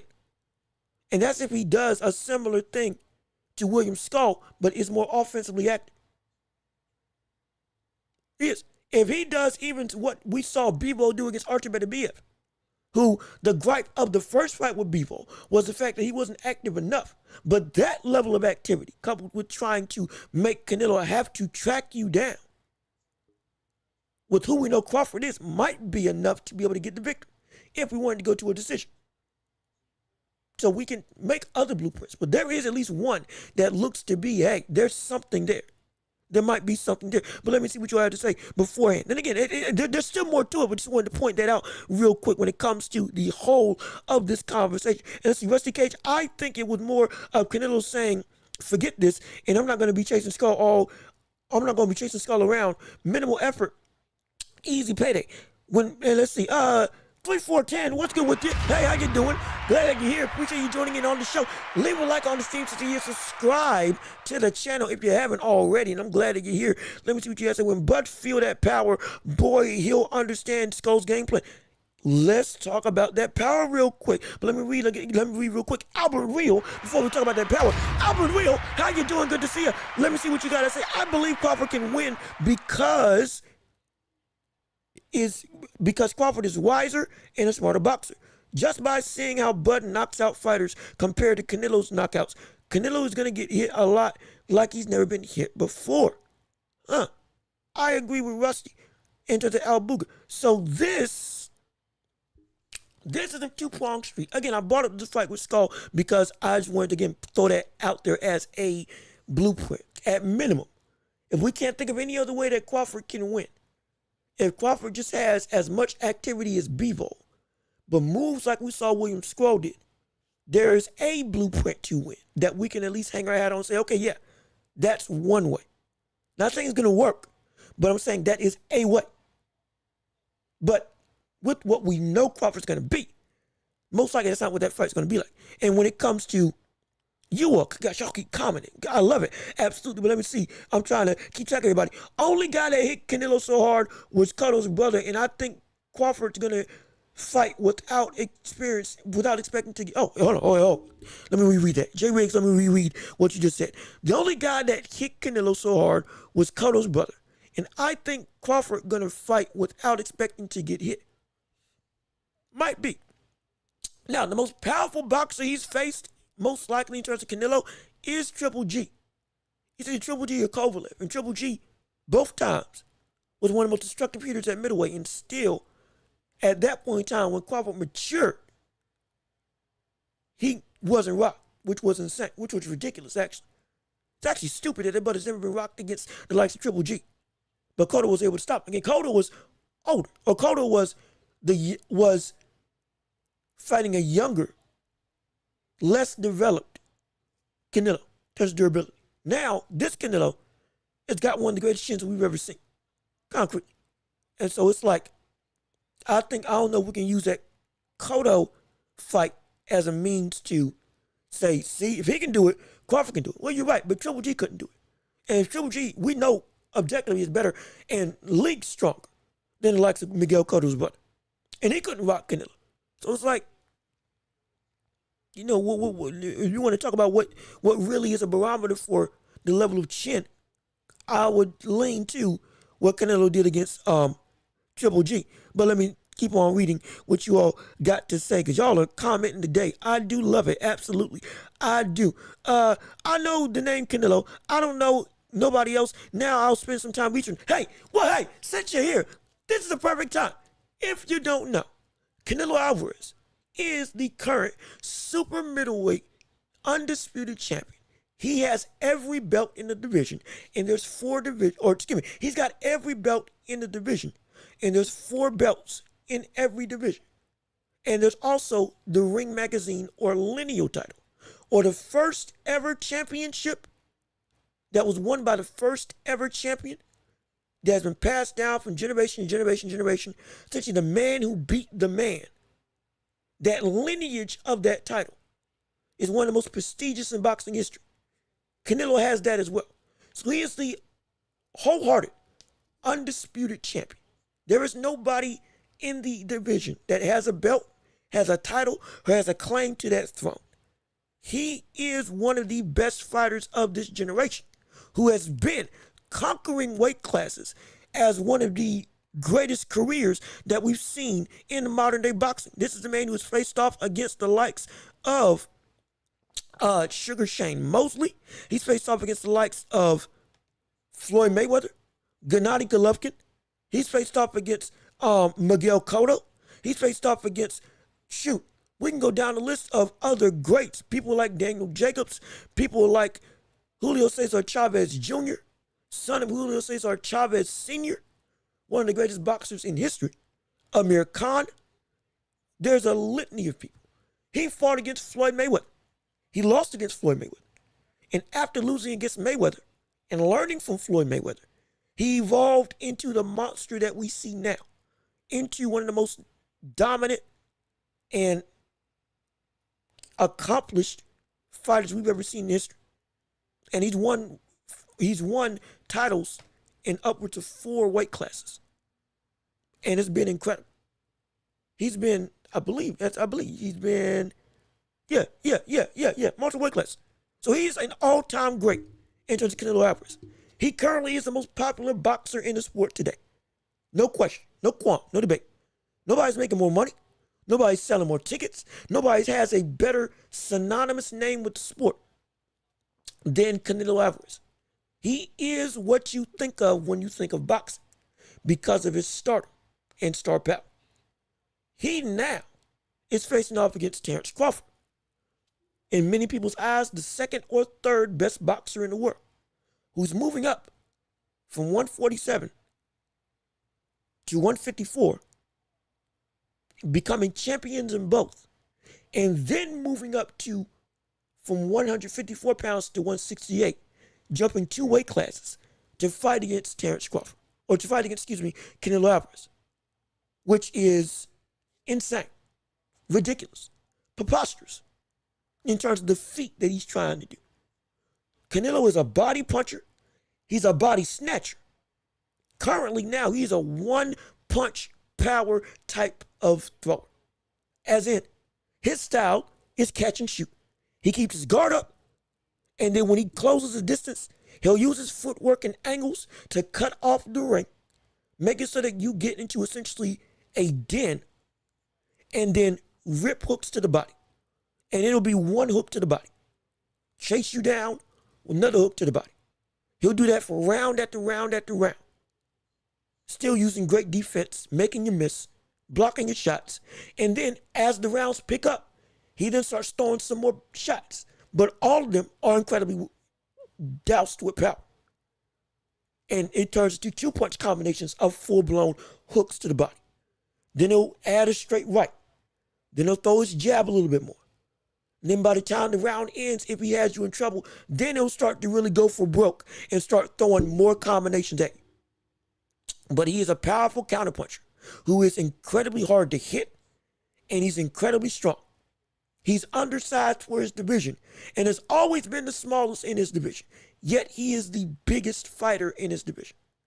This is a man who's fought up to light heavyweight against people like Dmitry Bivol, the current light heavyweight undisputed champion, and Sergey Kovalev, another dominant light heavyweight who at one point in time was one of the most destructive forces in boxing. He knocked out Kovalev, moving up to his division. Though Kovalev was older, still incredibly impressive. And then went on to fight against the likes of Dmitry Bivol, losing that fight, moving back down to 168, where he's at right now, and continuing his reign of dominance in his best weight class right now. So that's who Canelo is. He's a quick crash course.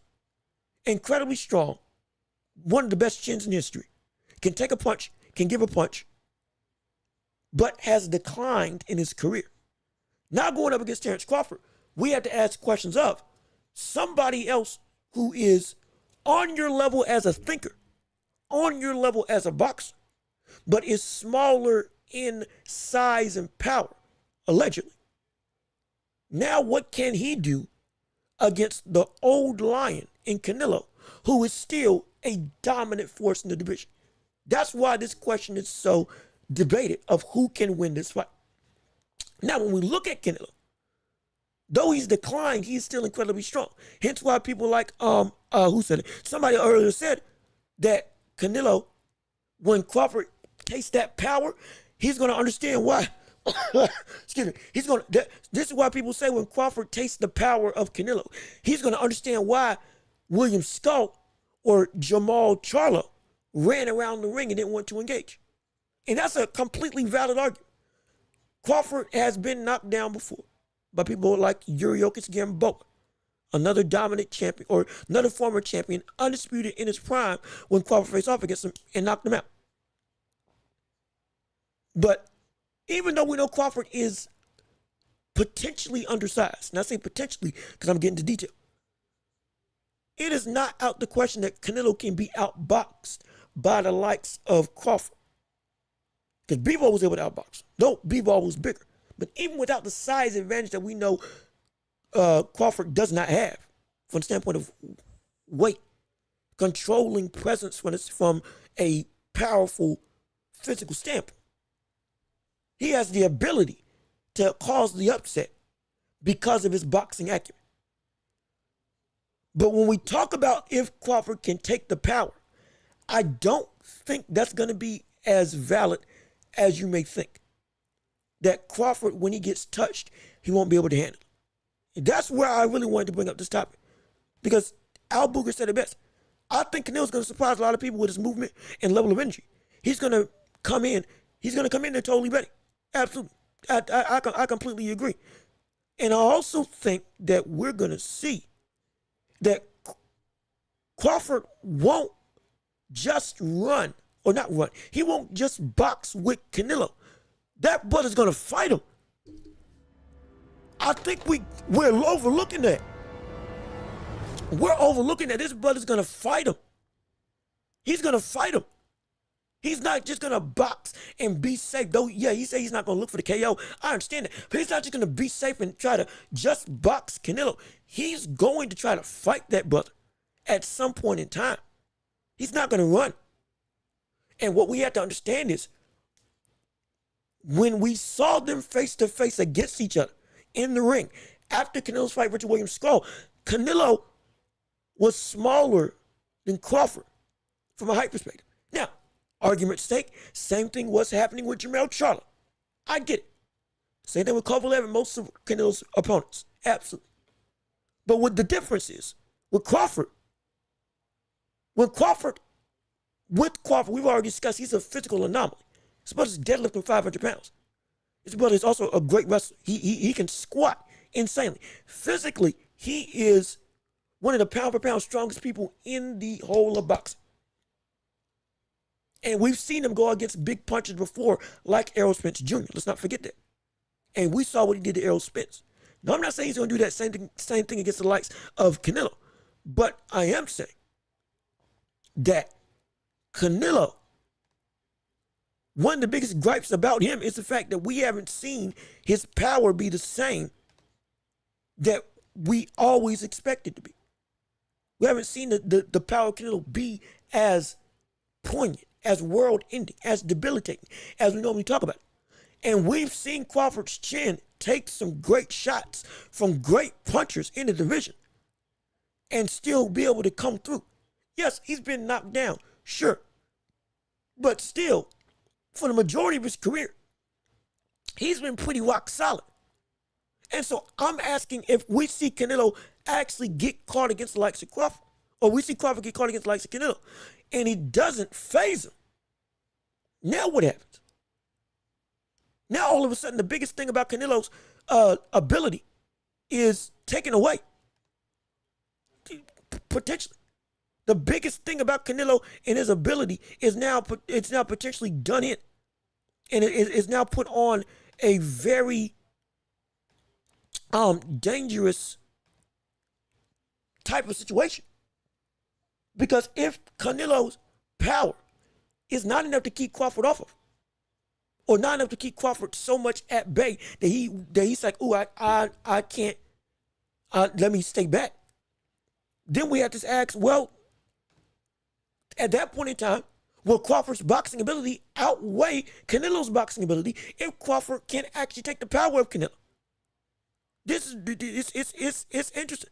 It's very interesting. And it's like Al Booker, you said, I just watched a clip of him throwing around Devin Haney, and Devin Haney's boy in the gym. I got the clip. I was gonna play it later on, and I'm like, I have that clip, and I was gonna play it. In fact, shoot, I might as well play it right now since we're on the subject already. But it's like I think the physical discrepancy that we're looking at with Crawford and Canelo, I don't think it's as big as we think so. Because already Crawford right now cutting weight not just looks bigger than Canelo, but also looks more stocky, looks competitively stocky against Canelo. He looks more filled out. He does not look small. Not from a physique standpoint. From a height standpoint, he's taller, but from a physique standpoint, he does not look small. He doesn't look small at all. He does not look like a man who physically is going to be outmatched so much that there's nothing that he can do. I don't see that when I look at Crawford right now. And so I'm like, and shoot, where's that? Where's the, yeah, and here's the clip. If you want to see him, and you want to see the strength that I'm talking about with Terrence Crawford. What the f*** are you doing? Devin Haney runs to protect his homie. Man, he don't want no buzz smoke. He definitely don't want that buzz. He picks up Devin Haney's mans, right? And starts body slamming him repeatedly on the ring, right? Devin Haney like, yo, what the f*** are you doing? Devin Haney runs to protect his homie. Man, he don't want no buzz smoke. He definitely don't want that buzz. He picks up Devin Haney's mans, right?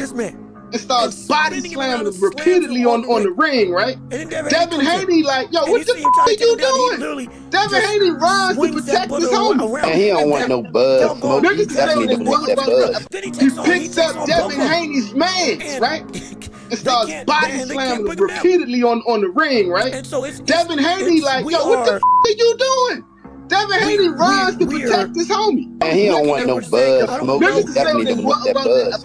He picks up Devin Haney's mans, right? And starts body slamming him repeatedly on the ring, right? Devin Haney like, yo, what the f*** are you doing? Devin Haney runs to protect his homie. Man, he don't want no buzz smoke. He definitely don't want that buzz. He picks up Devin Haney's mans, right? And starts body slamming him repeatedly on the ring, right? Devin Haney like, yo, what the f*** are you doing? Devin Haney runs to protect his homie. And he don't want no buzz smoke. He definitely don't want that buzz. He picks up Devin Haney's mans, right? And starts body slamming him repeatedly on the ring, right? Devin Haney like, yo, what the f are you doing? Devin Haney runs to protect his homie. And he don't want no buzz smoke. I didn't realize it. Are we good now? Are we good now? Are we thumbs up, thumbs down? We A-okay? Not yet. Hold on. Wait a minute.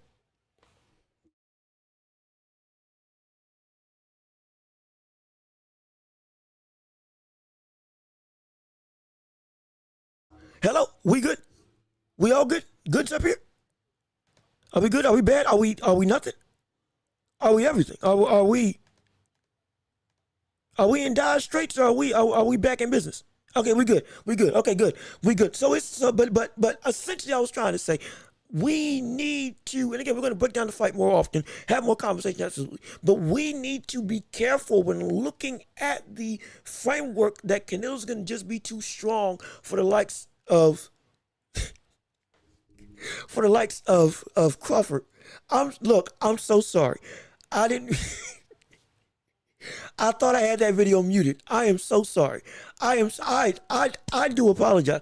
I am so sorry. I thought I had everything set in stone to make it so that if the volume was up, it would be digestible. But even then, I didn't think it was going to be so loud. I do apologize. My goodness, my gosh. Hopefully we're all good now. I do apologize for hurting your ears. I am so sorry for that. Please excuse me. Oh, please excuse me.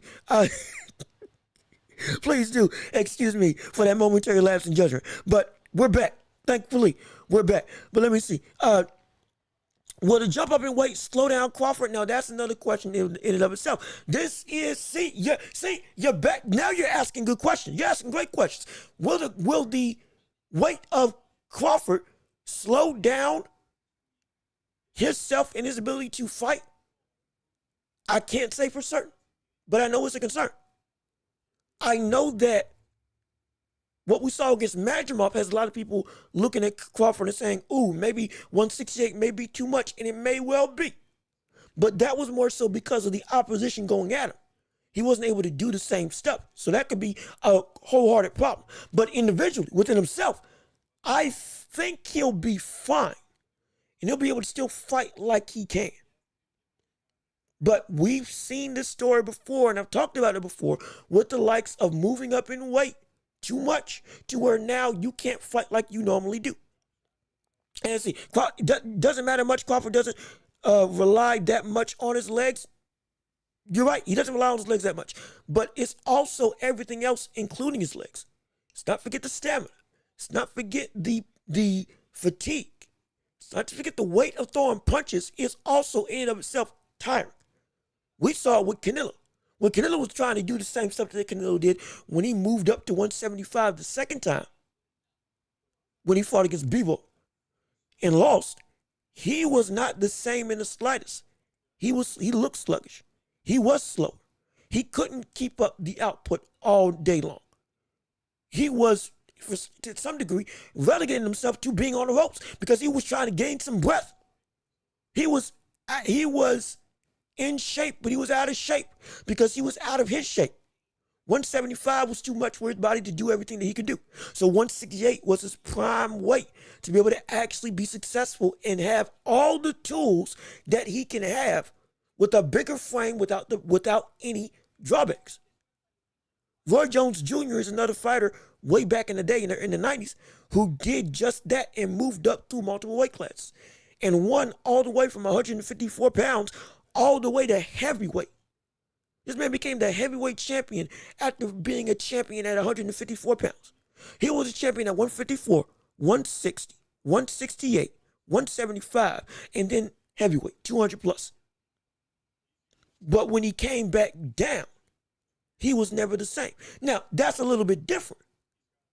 But if we're talking about strictly on the way up, Roy was able to keep everything that he normally can do.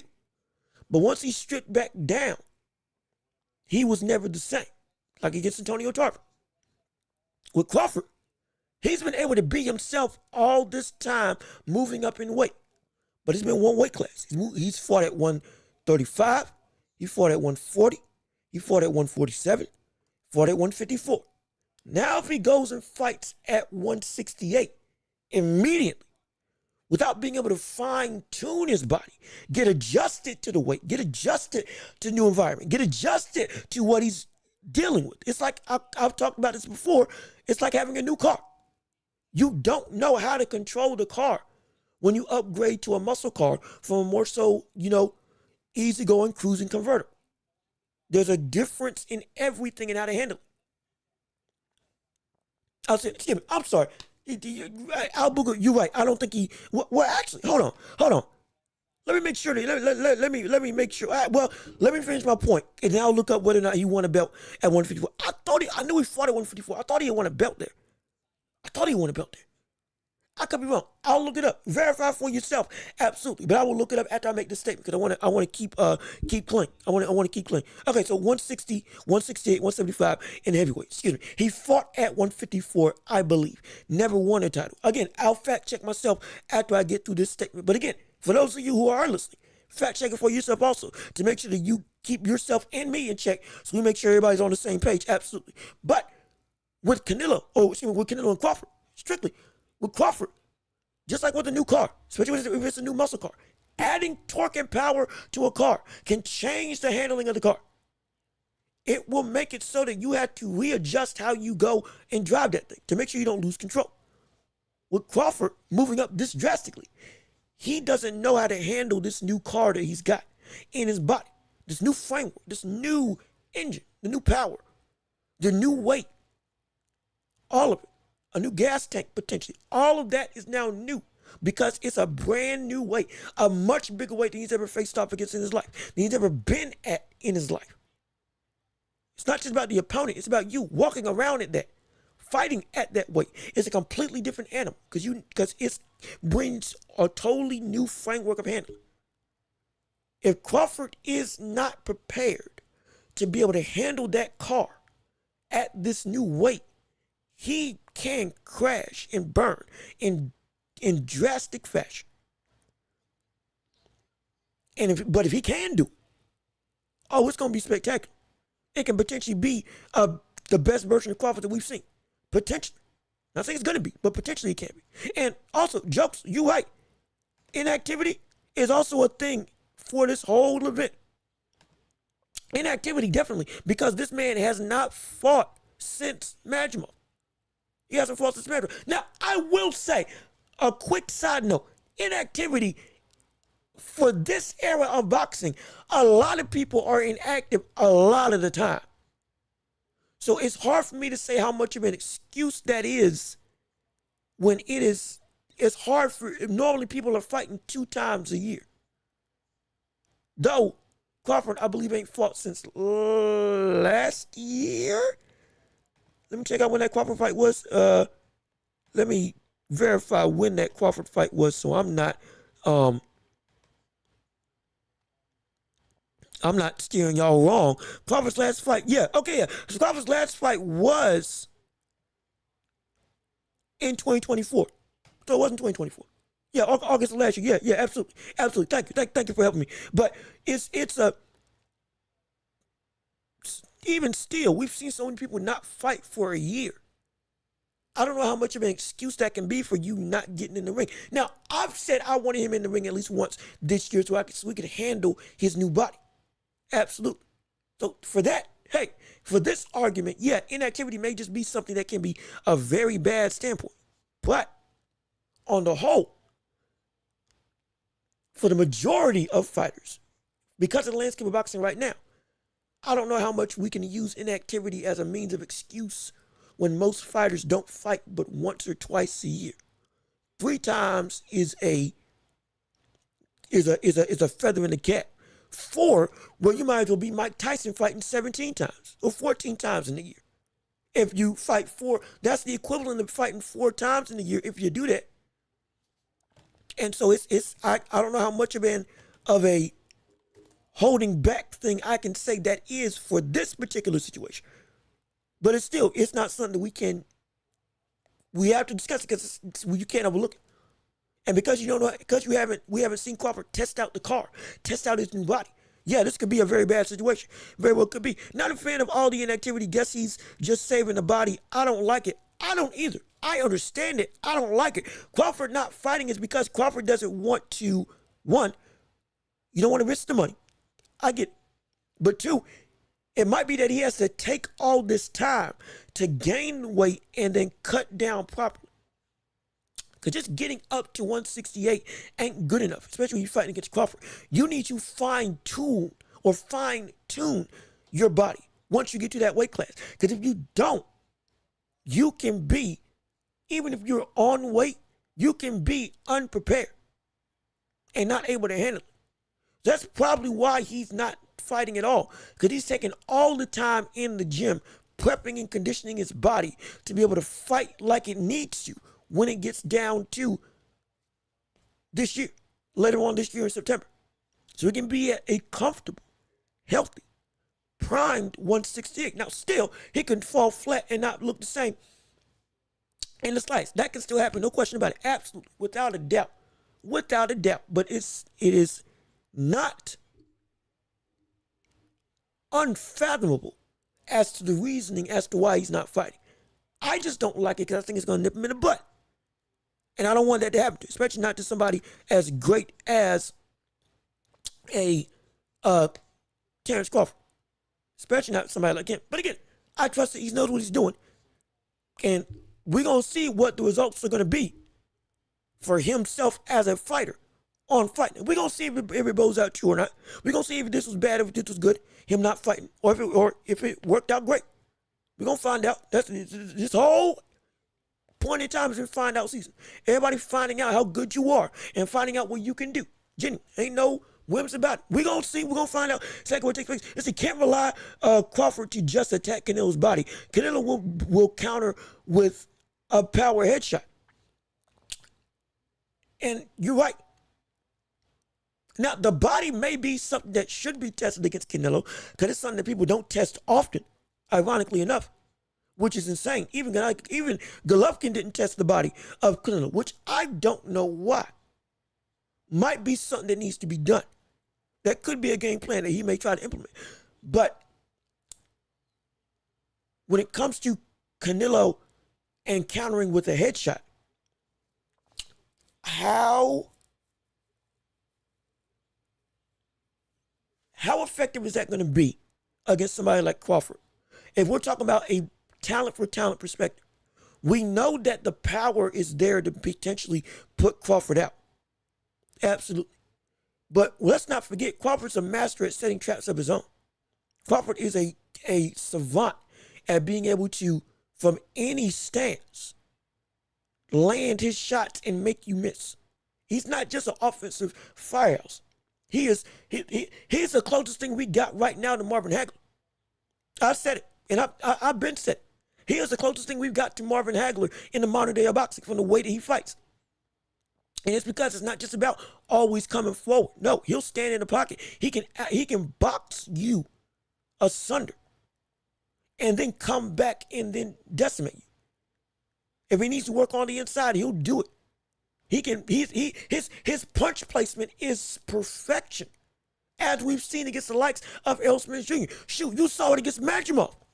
When Madrimov was the bigger fighter, you saw what the pinpoint shot selection was able to do to wear down more and more Madrimov, both to the body and to the head, and then picking shots in small openings to be able to then score and inevitably get and dominate the fight by the end and get the victory. And so it's like I can't see Canelo just being like, oh, he's going to counter him. It's going to happen. I'm not sure he's going to be able to counter him like we think he'll be able to.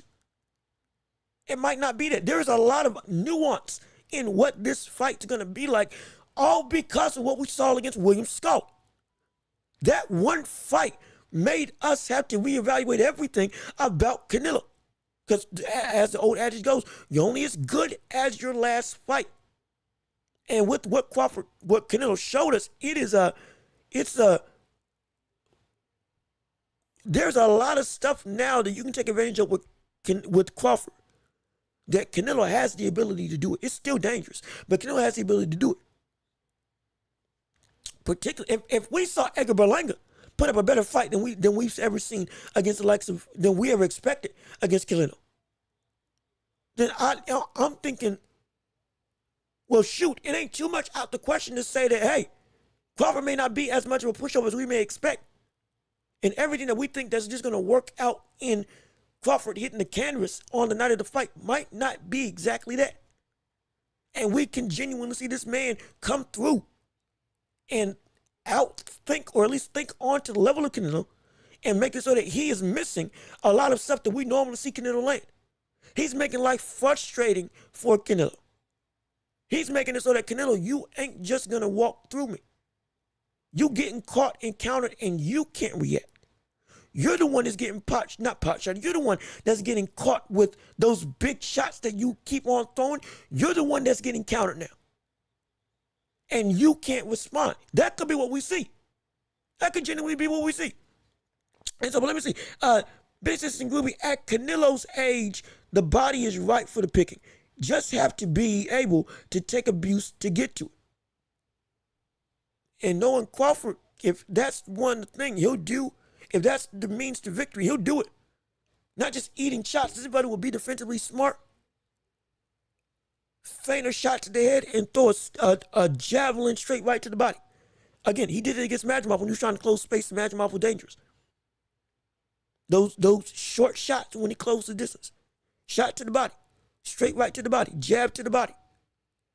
Ticking away at the openings that were available, taking what was available, taking what the defense gives you, and then building on that afterwards. Constantly going to the body, bringing Canelo's arms down, now being more deliberate at trying to guard down low, just enough to start sneaking some stuff up top. Just like what we saw Floyd do early in his career against Canelo.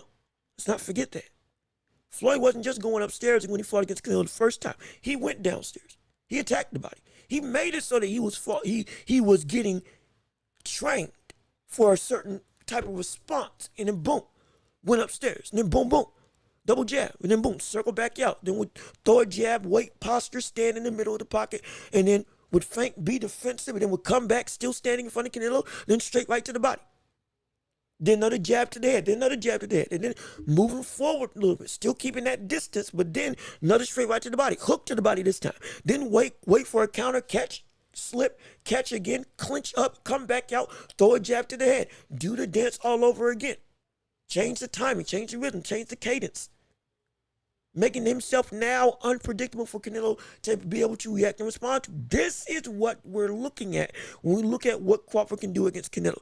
It is not just, oh, Crawford's got to pot shot him and potentially knock him out or crack him.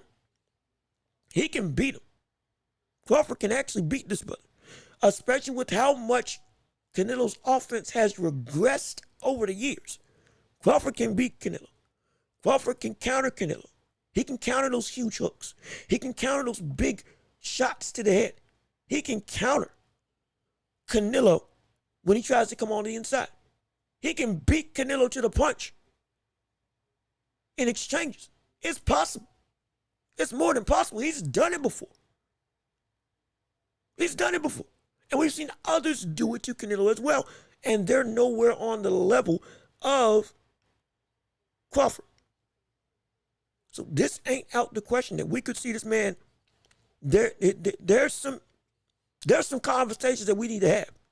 There really are. When we look at the landscape of this fight, there's some real conversation that we need to understand.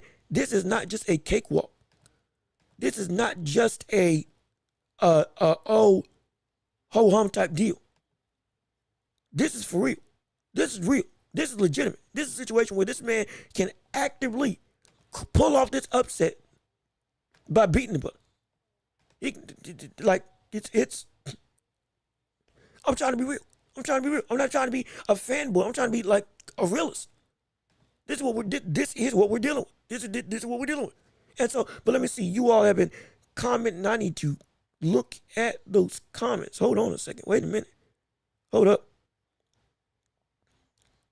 Hold it. There we go. Okay. Hold on.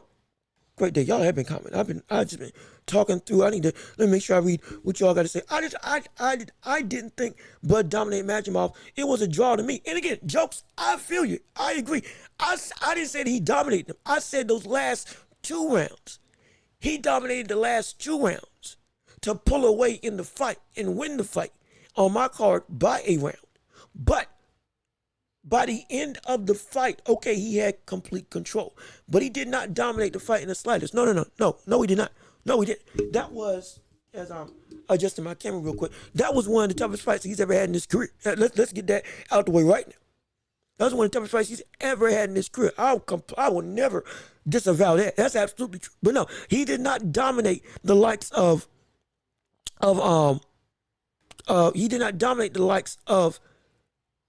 Magimov, but he did beat him. And he sealed it with those last 2 rounds when he did have complete control. At least when I was watching the fight. And so that's why I was like, yeah, those last two rounds is when he dominated. But I completely understand if you have it as a draw. I get you. I don't agree, but I get you. You can make an argument for it. Yeah, it could have been a draw. I edged it to Bud because he turned it up in the later rounds. But a draw or even a Magimov win is realistic too. Yeah, absolutely. Al Booker, how did you have Tank versus Pitbull? I thought Pitbull beat him. Or a draw, at least. Now, ironically enough, I had Tank winning that fight. But it was close. It was close. It was so close. And I was saying Isak deserved a rematch. He should have had a rematch already. But as we know, as Tank said, no, I ain't having that again. He said it himself, I ain't having that fight again. And so, but he deserved it. And even though I think he lost the fight, he lost it by the skin of his teeth on my card. It was like a round or 2. He lost that fight, but it was shoot, I tell you, 1 round made the difference. And that brother should have gotten another shot at finishing the job. I just hate the fact that he didn't get the opportunity yet again. But listen, Crawford switching to southpaw will give Canelo a hard time. Blade, you ain't wrong. Also, Blade, thanks for tuning in. Hey, how you doing? Glad to be here. Glad to be back. Appreciate you tuning into the show. Absolutely. But as we keep on talking, Canelo against a southpaw is one of the biggest reasons why we have Crawford looking and saying this man can actually get this win. This man can actually get this dub. This man can actually be successful and take this fight. Because Crawford can beat you both ways and can have a myriad of game plans from each different stance. Southpaw and orthodox. He can fight perfect in each, but have a different game plan for each style. And switch him up if he wants to, and you don't know which one's coming. That's why he's so dangerous. Again, another mark to Marvin Hagler.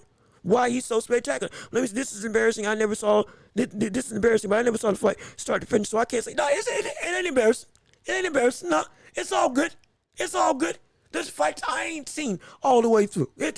We get together to talk about and fill in the blanks, and it help you say, hey. Let me go back and look at it. Just because you don't know, don't mean that it's bad. It ain't bad. Shoot, I loved boxing. I knew Ali and Frazier fought once. I didn't know that they had fought 3 times. And so I was like, man, I couldn't know in terms of early in my years of coming into boxing. And so I was like, oh, I didn't know they fought 3 times. And it was but I went and learned. There's plenty of stuff that I was like, I initially I didn't know that Foreman and Holyfield had fought against each other. It's one of the greatest heavyweight fights that we have. I didn't know. It ain't embarrassment. It's just you just never got to see it, or you ain't know. It's never bad. It's all about growth. All about growth. That's all we do on here. Let's see, Al Boogie, it was a razor thin fight, and Pitbull was walking him down most of the fight, and he boxed beautifully with that high guard. He did. Mind you, Tank was on one hand, but still, Tank put on a great performance in his own way, even injured. Injuring his hand, ironically enough, on the head of Isak Cruz. And if Isak just had a little bit more head movement in his game, with this man already got the high guard, and he's halfway there to a true peekaboo style. If this man genuinely was moving and slipping and like akin to that peekaboo style, oh my gosh. How much more destructive would he be? And say, fight Buzz. Brother, hey, how you doing? Good to see you. I'm glad that you're here. Glad that you're back. Watching before they go, Berlanga and Chavez and Shakur versus Zepeda just happened. Berlanga went off. Whole card will be stacked. Oh, see, it's like, see, yeah. Look, you have me scared for him. Look, fight, but yo, fight, brother. You about to have me thinking. I was about to say. Brother, I thought you were saying the card went down just now. I got so scared for a hot minute reading that. I was about to be like, oh no. Did I just miss the opportunity to get myself some subscribers? Oh, I wish you had said. Brother, that's a bad way to end the sentence. That is a bad way to end the sentence. I can't lie. Woo! My heart dropped. I'm sorry. My heart was, oh shoot. I thought I was getting ready to be like, oh no. I was like, oh gosh, I'm cutting behind the eight ball. Oh shoot. Oh, that's funny. That's funny. But again, I'm glad that you're here. Berlanga went off. I didn't get to see. I'm gonna rewatch the press conference, absolutely. But Berlanga went off. Whole card will be stacked. Whole card is gonna be good. I'm gonna go back and see it because I can't say anything. I'm excited. There is some excitement going on in this fight, going on in this card. We're gonna be able to see what the world we're gonna have with Zepeda versus Shakur. In fact, how much time we got? Let me make sure we got to. Okay, we at the 2 hour mark. Okay, we still need. We still need to. We still have one more thing on this show that we gotta cover. I can't lie.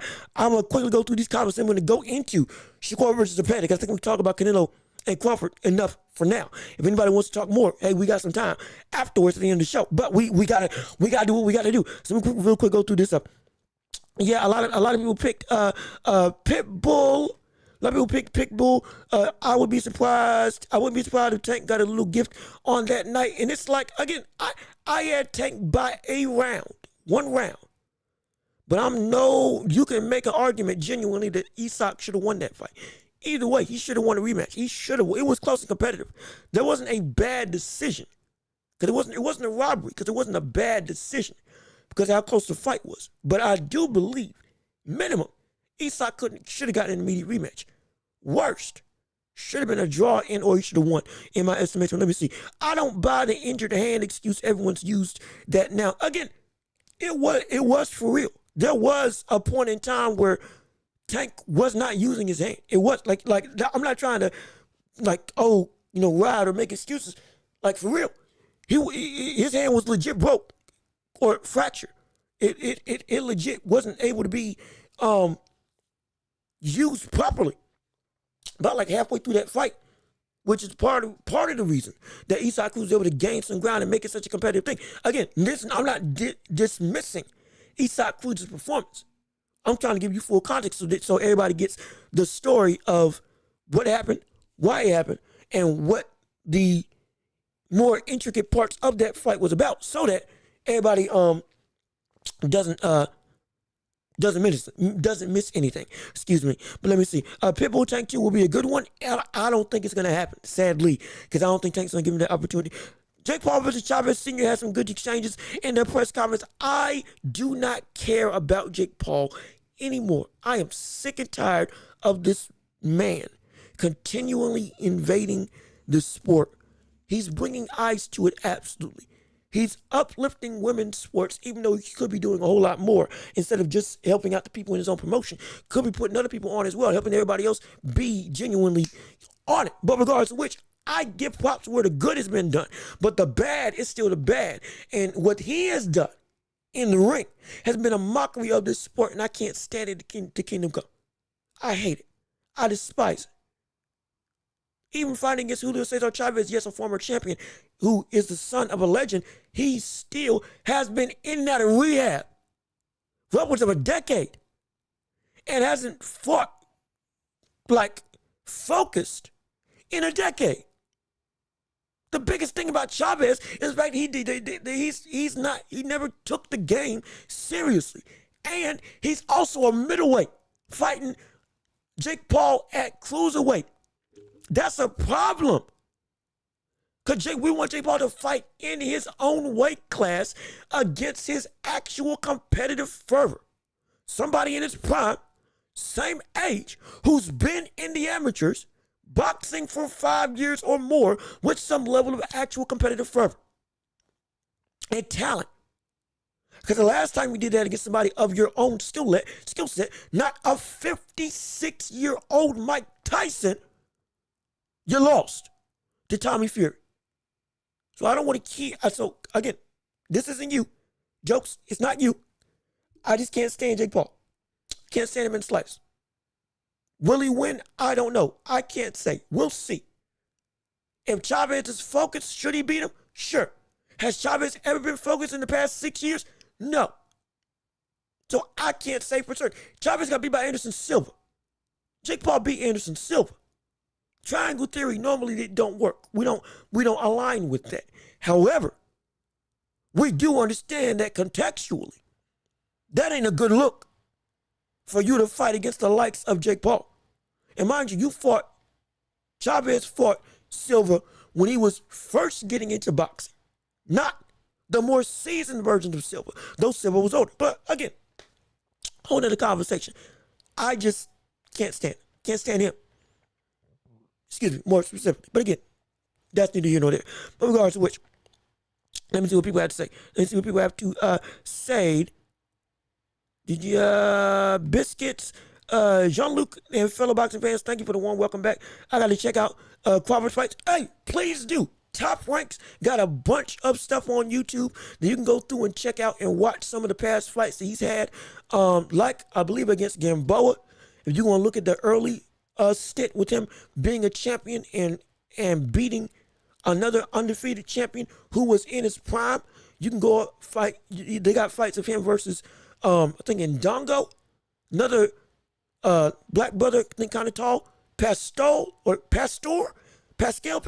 somebody, another tall brother at 135. And you can keep on going through. If you want to watch his most dominant performance, go watch him versus Errol Spence Jr. That's the greatest performance he's had in his career. And that will give you at the peak of his powers, this is what Terrence Crawford can do against the likes of anybody. At his best, that is the best version of Crawford, if you want to look at anybody. Or Terrence Crawford versus Sean Porter, another phenomenal fight against a very good opponent in Sean Porter, who pushed Crawford to the brink before Crawford ultimately won.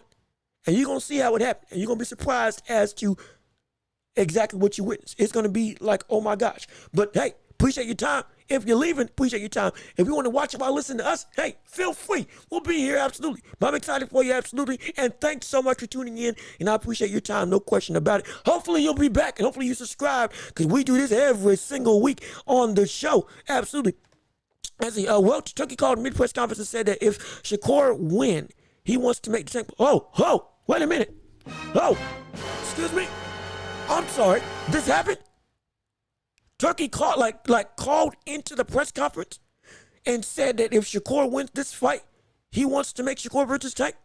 What do you think? And also, what do you think about Shakur versus Zepeda? Well, that's actually perfect, because we can go into it. I've been trying to segue into it, but we've been talking so much about it. I've been talking so much. I need to be better at being on top of it. Regardless of which, let's talk about the future before the present.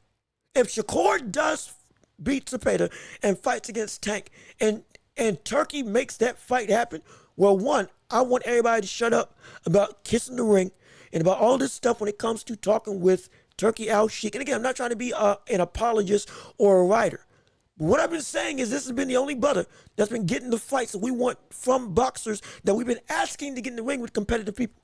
And if he makes that happen, I don't know how anybody would be mad at that. I don't know how anybody would be against that. Especially people that have been saying, yeah, Tank needs to do more. Well, this is the more that we're asking for. And so, one, spectacular. Spectacular. You can put that one in Raven Stadium if you wanted to. You can put that fight on any big name venue in the States and it will sell out immediately without any concern whatsoever. Don't matter where. That's a bona fide top 5 billing in the world of boxing for the year. I guarantee you. No question. And also, when I think about Zepeda versus Shakur, that fight is the fight to get there. And that fight is going to be really concerning for Shakur. And it's not just because of his hands. What if he just gets outworked? We always talk about if Shakur and his hands aren't healthy, it's going to be a problem. And yes, it will be. Absolutely. And Zepeda has got a style that will force Shakur to have to punch. And if he injures his hand trying to match the output of Zepeda, we got ourselves a problem, potentially. One errant punch away from this brother breaking both hands and not being able to do anything. But on the flip side, even if his hands are healthy, what if Zepeda just overwhelms him? What if Zepeda just overwhelms him? What if Zepeda just makes it so that Shakur and his low punch output and his, again, precise methodical nature, we all respecting technical expertise, but still, he's got one of the lowest outputs in all the boxing.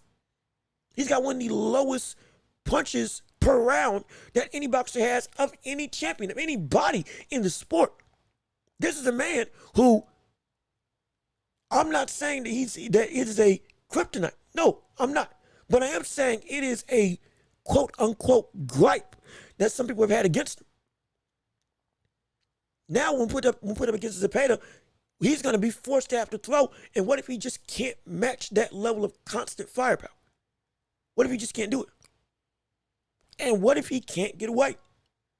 What if his footwork, because again, when he wants to escape, he can escape. What if he feels that, okay, I can still hang with him, but slowly but surely, as we've seen Zepeda do with other people, it saps the energy of you trying to go against he's nowhere close as fast as him. Absolutely.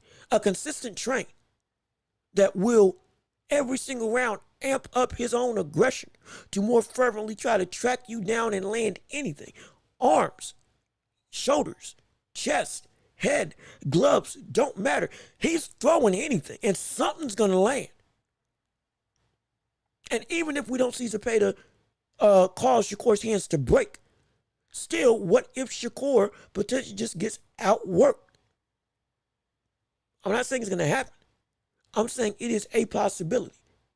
Objective to just his hands being hurt, and now he can't throw punches. It's a question. Genuinely, it's a question. And so I'm thinking it's not going to happen, most likely. But I'll be remiss to not point out that type of sentiment. Now, if we see Shakur like genuinely put on a masterclass and continue the work that he did against Josh Padley, against the likes of Williams Zepeda, but hurt him and rock him, well, that brings a whole new dimension to what we can see with Tank versus Shakur. Absolutely. And I expect on a baseline for Shakur to be able to outbox Zepeda to continue to come.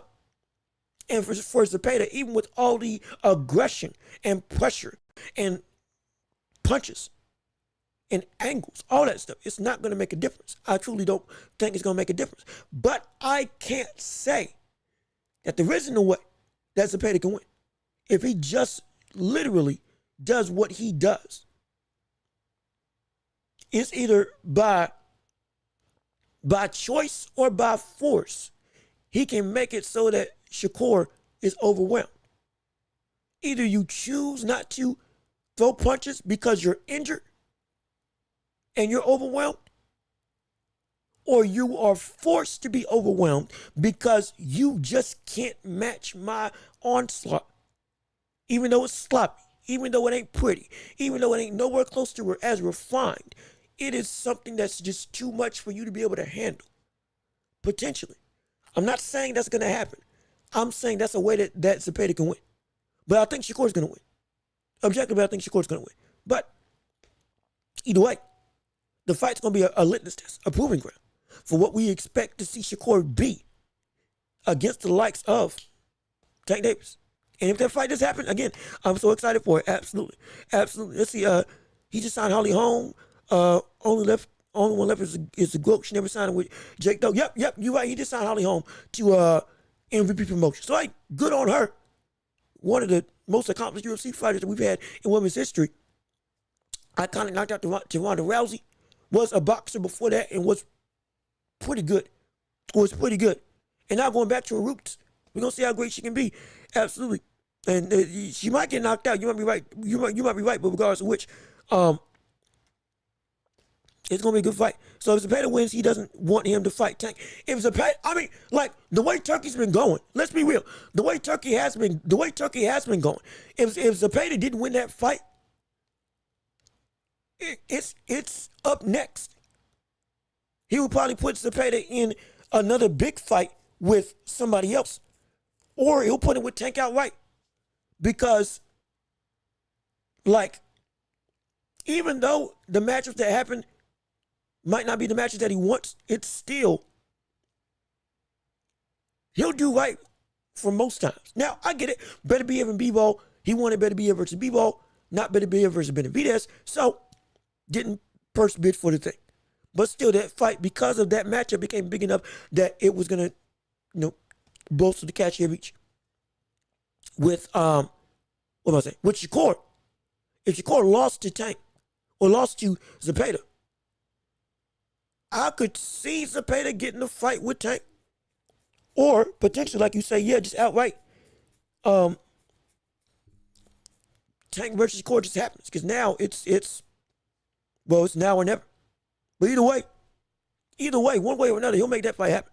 Hopefully he doesn't make it so that Zepeda can't fight Tank. But regardless of which, either way, we're going to get that fight. We're going to get it regardless of which. I hope Core put in VADA testing for this one. We're going to see. Hopefully everything is clean. And hopefully we ain't got to have no issues or concerns when it comes to this fight. And everything comes out squeaky. And everything's A-okay. But I think that's about it. I don't even think we got to do the championship rounds today because we were talking so much about everything else. Again, it's been a phenomenal show. I love it, absolutely. But I think, do y'all want to do a quick championship rounds? Or do y'all want to go on and get on out of here? Because it is 3 o'clock on my card. And right now it's 2 hours, 18 minutes that we've been recording. I love it, absolutely. But I know some of you all still got work, still got a life. And we don't want to hold anything from anybody. Do we dare go to the championship rounds? Or do we just say, or do we just say, hey, we're all good. We can wrap it up for now. I'm starting to think. I'll give y'all, if somebody wants to comment, we got 30 seconds. If somebody wants to give an opinion on what they want to do.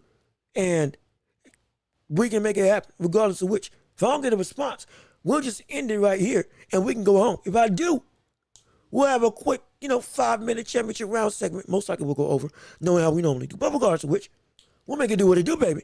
All up to you all. There we go.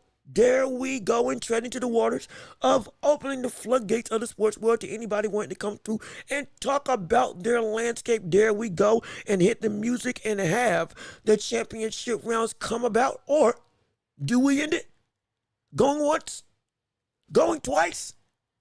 And so, we're going to end it. So with all that being said, we're going to end it right here because I think we all are tuckered out. And I got energy for days. But hey, the people have spoken. The people have stayed silent. So we're going to get out of here. So with all that being said, well, this has been another episode of The Watch Up with me, your host, Jean-Luc Welch. Thank you so much for tuning in and listening to the show. I'm so happy to be with you all. We got some new people, some new recruits. We got the chat working now on a consistent level, and we're so happy that all of you spent some time with us today on The Welch Report. This has been another phenomenal show. We're here every Tuesday and Thursday talking about the world of sports, boxing, basketball, and beyond. Don't forget to leave a like on the stream, comment your thoughts and opinions on whatever you liked or didn't like about this show. share the show with everybody that you can, and subscribe to the channel and help build up this empire together as we continue to grow and flourish into a dominant multimedia monolith right here on YouTube and a podcasting platform. I've been Jean-Luc Welch. Y'all have been wonderful. Peace and love. We are out here. Yes, sir. We're going to see you all next week.